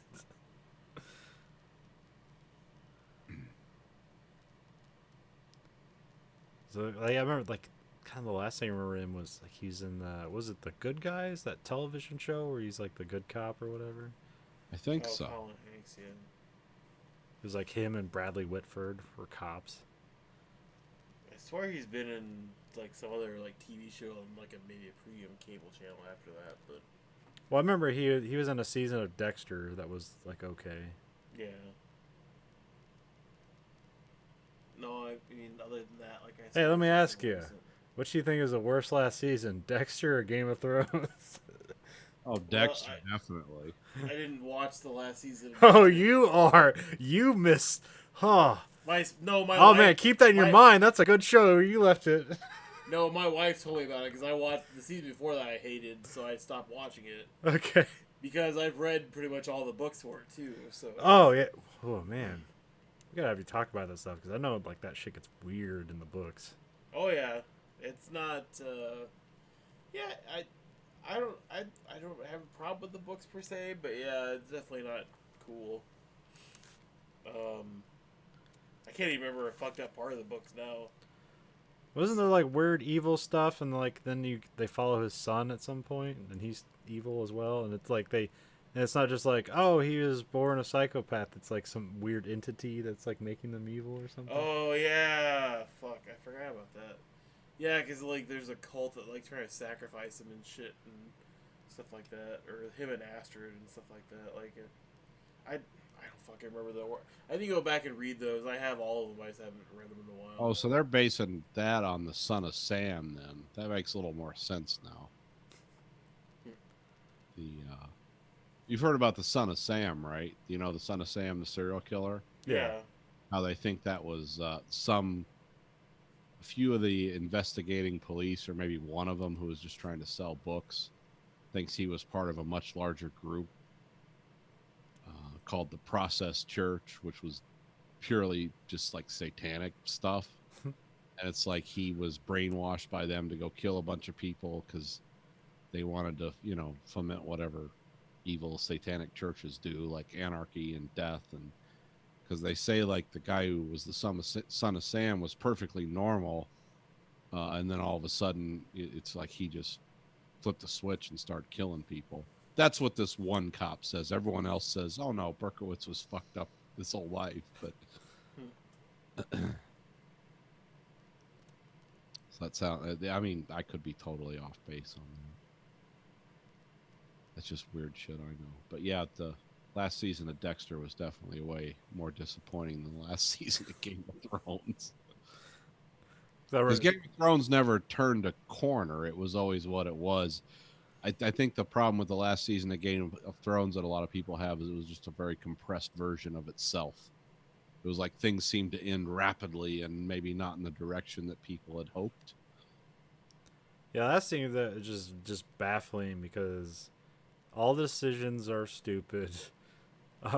All the artistic merit is gone. They do something brave like, oh, we're going to kill Dexter, and then they take it back at the last moment for no reason. Now, let me ask you, did they change writer, producers, yeah. runners?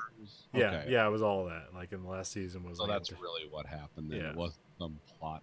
It was just we want to fire the people that are making I mean, really, there's like maybe 3 good seasons of Dexter. There's the first season. There's the season with What was the one with John Lithgow? that's the one. Yeah, I like that one a lot. That's That's the best season. They- And then there's like maybe one of the later ones that's all right. Like I remember that one with Colin Hanks was okay, but that kind of seemed like closer to the John Lithgow season, but it wasn't as good as that one. Okay. Or And the then, season like- where Chuck's girlfriend pops in as Lavender Strip or Dexter for no reason.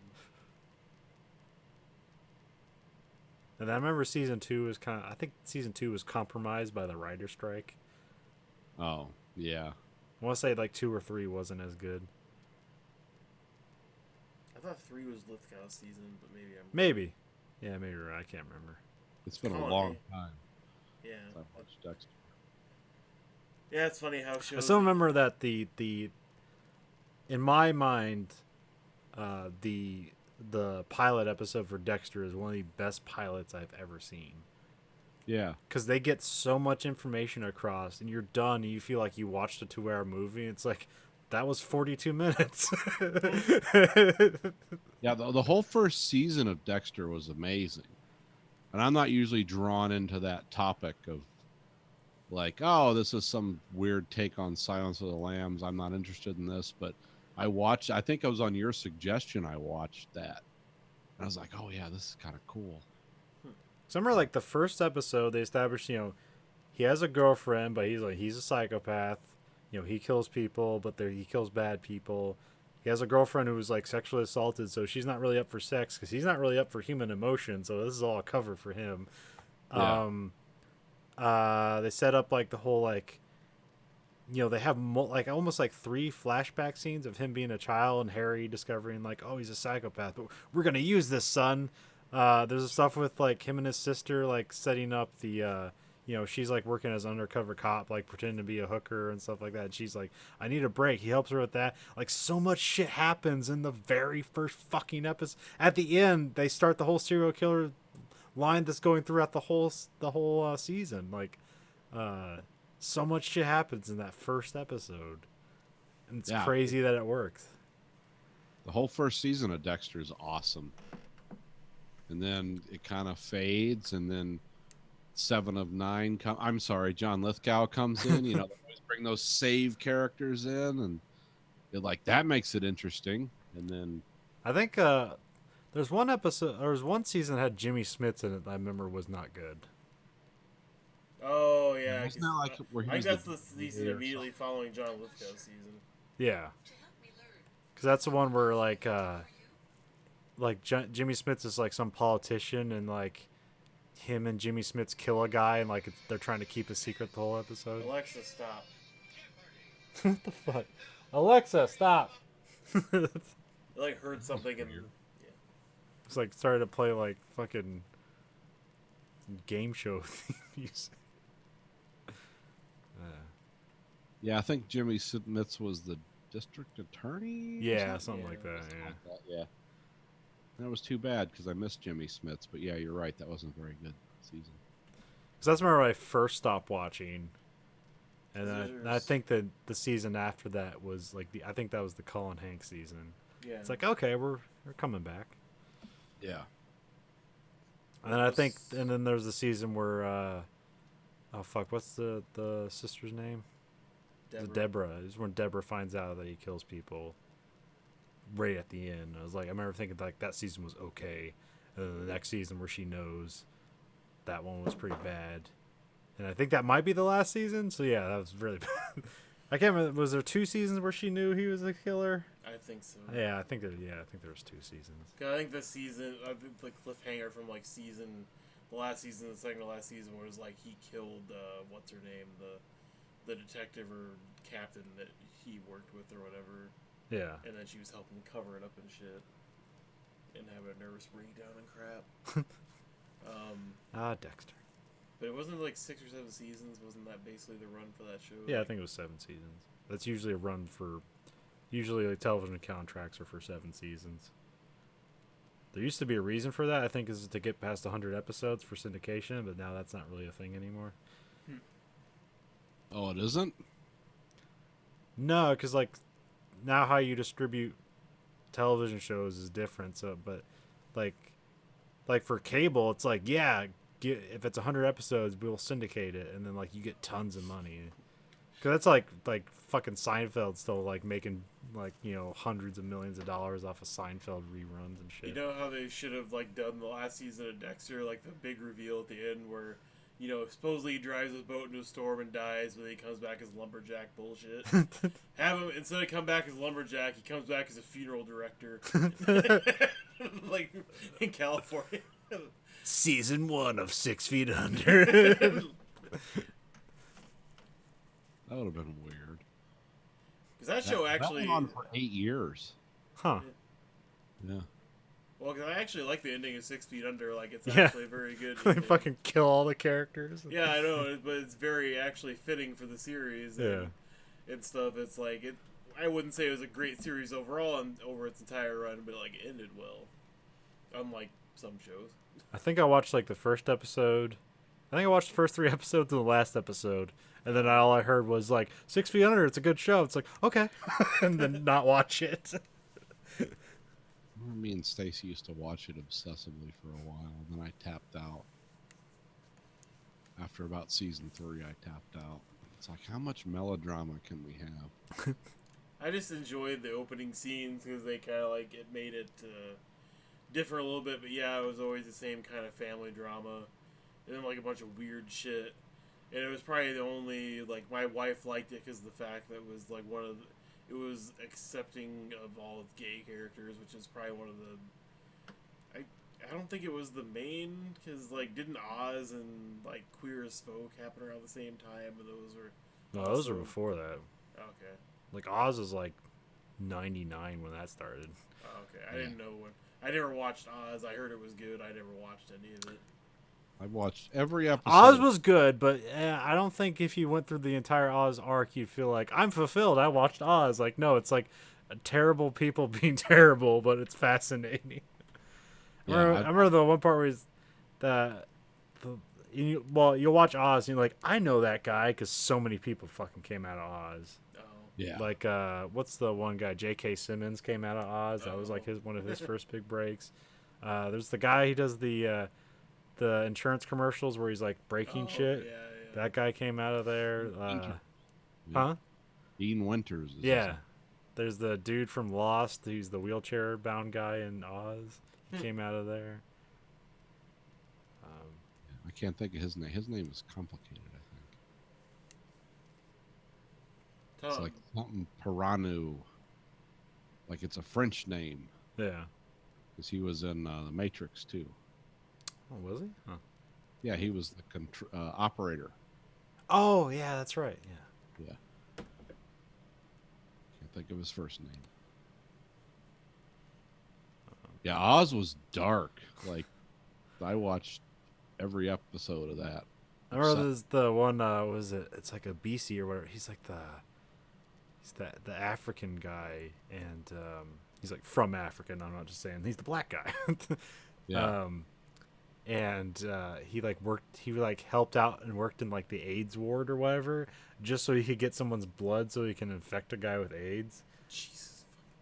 Yeah, the black guys were going after the Italians, the mafia guys in prison, and they'd stab them with AIDS needles. Because if you were a mafia guy in Oz and you got AIDS, it was immediately the stigma was you were gay. So all the other mob guys would like, no, we're not having anything to do with you anymore. And so then the mob don or whatever was then in the gay HIV ward, where most of them were gay in that ward. And then one of the gay guys was an assassin and fucking slit his throat or some shit. Then there's the one guy, one of the guy worked in the food hall, and he took a tomato can and he ground up glass, and he fed the guy glass for a month until eventually all his organs just burst one day and he died. Yeah, that was Dean Winters was that guy, because he was with the Irish mob, and he was grounding up glass into dust. And he gave it to the BC guy, the guy from Africa. Yeah. And he would start bleeding out because he had so much glass. And there's no way to save you once you get that much broken glass powder in your system. And he was bleeding out, and that's how he killed him. And J.K. Simmons was a leader of the Nazis, right? Yeah. Prison Nazis. I would have picked him as a member of the administration or something. Oh no, he was one of the neo-Nazis, and he would. He tortured the one guy who was a lawyer, right? Yeah.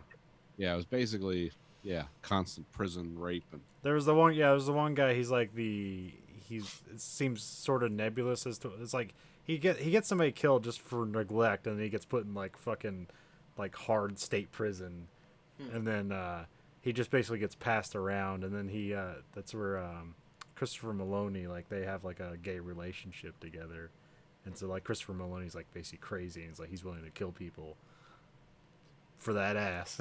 Because also I think J.K. Simmons rapes him too. So.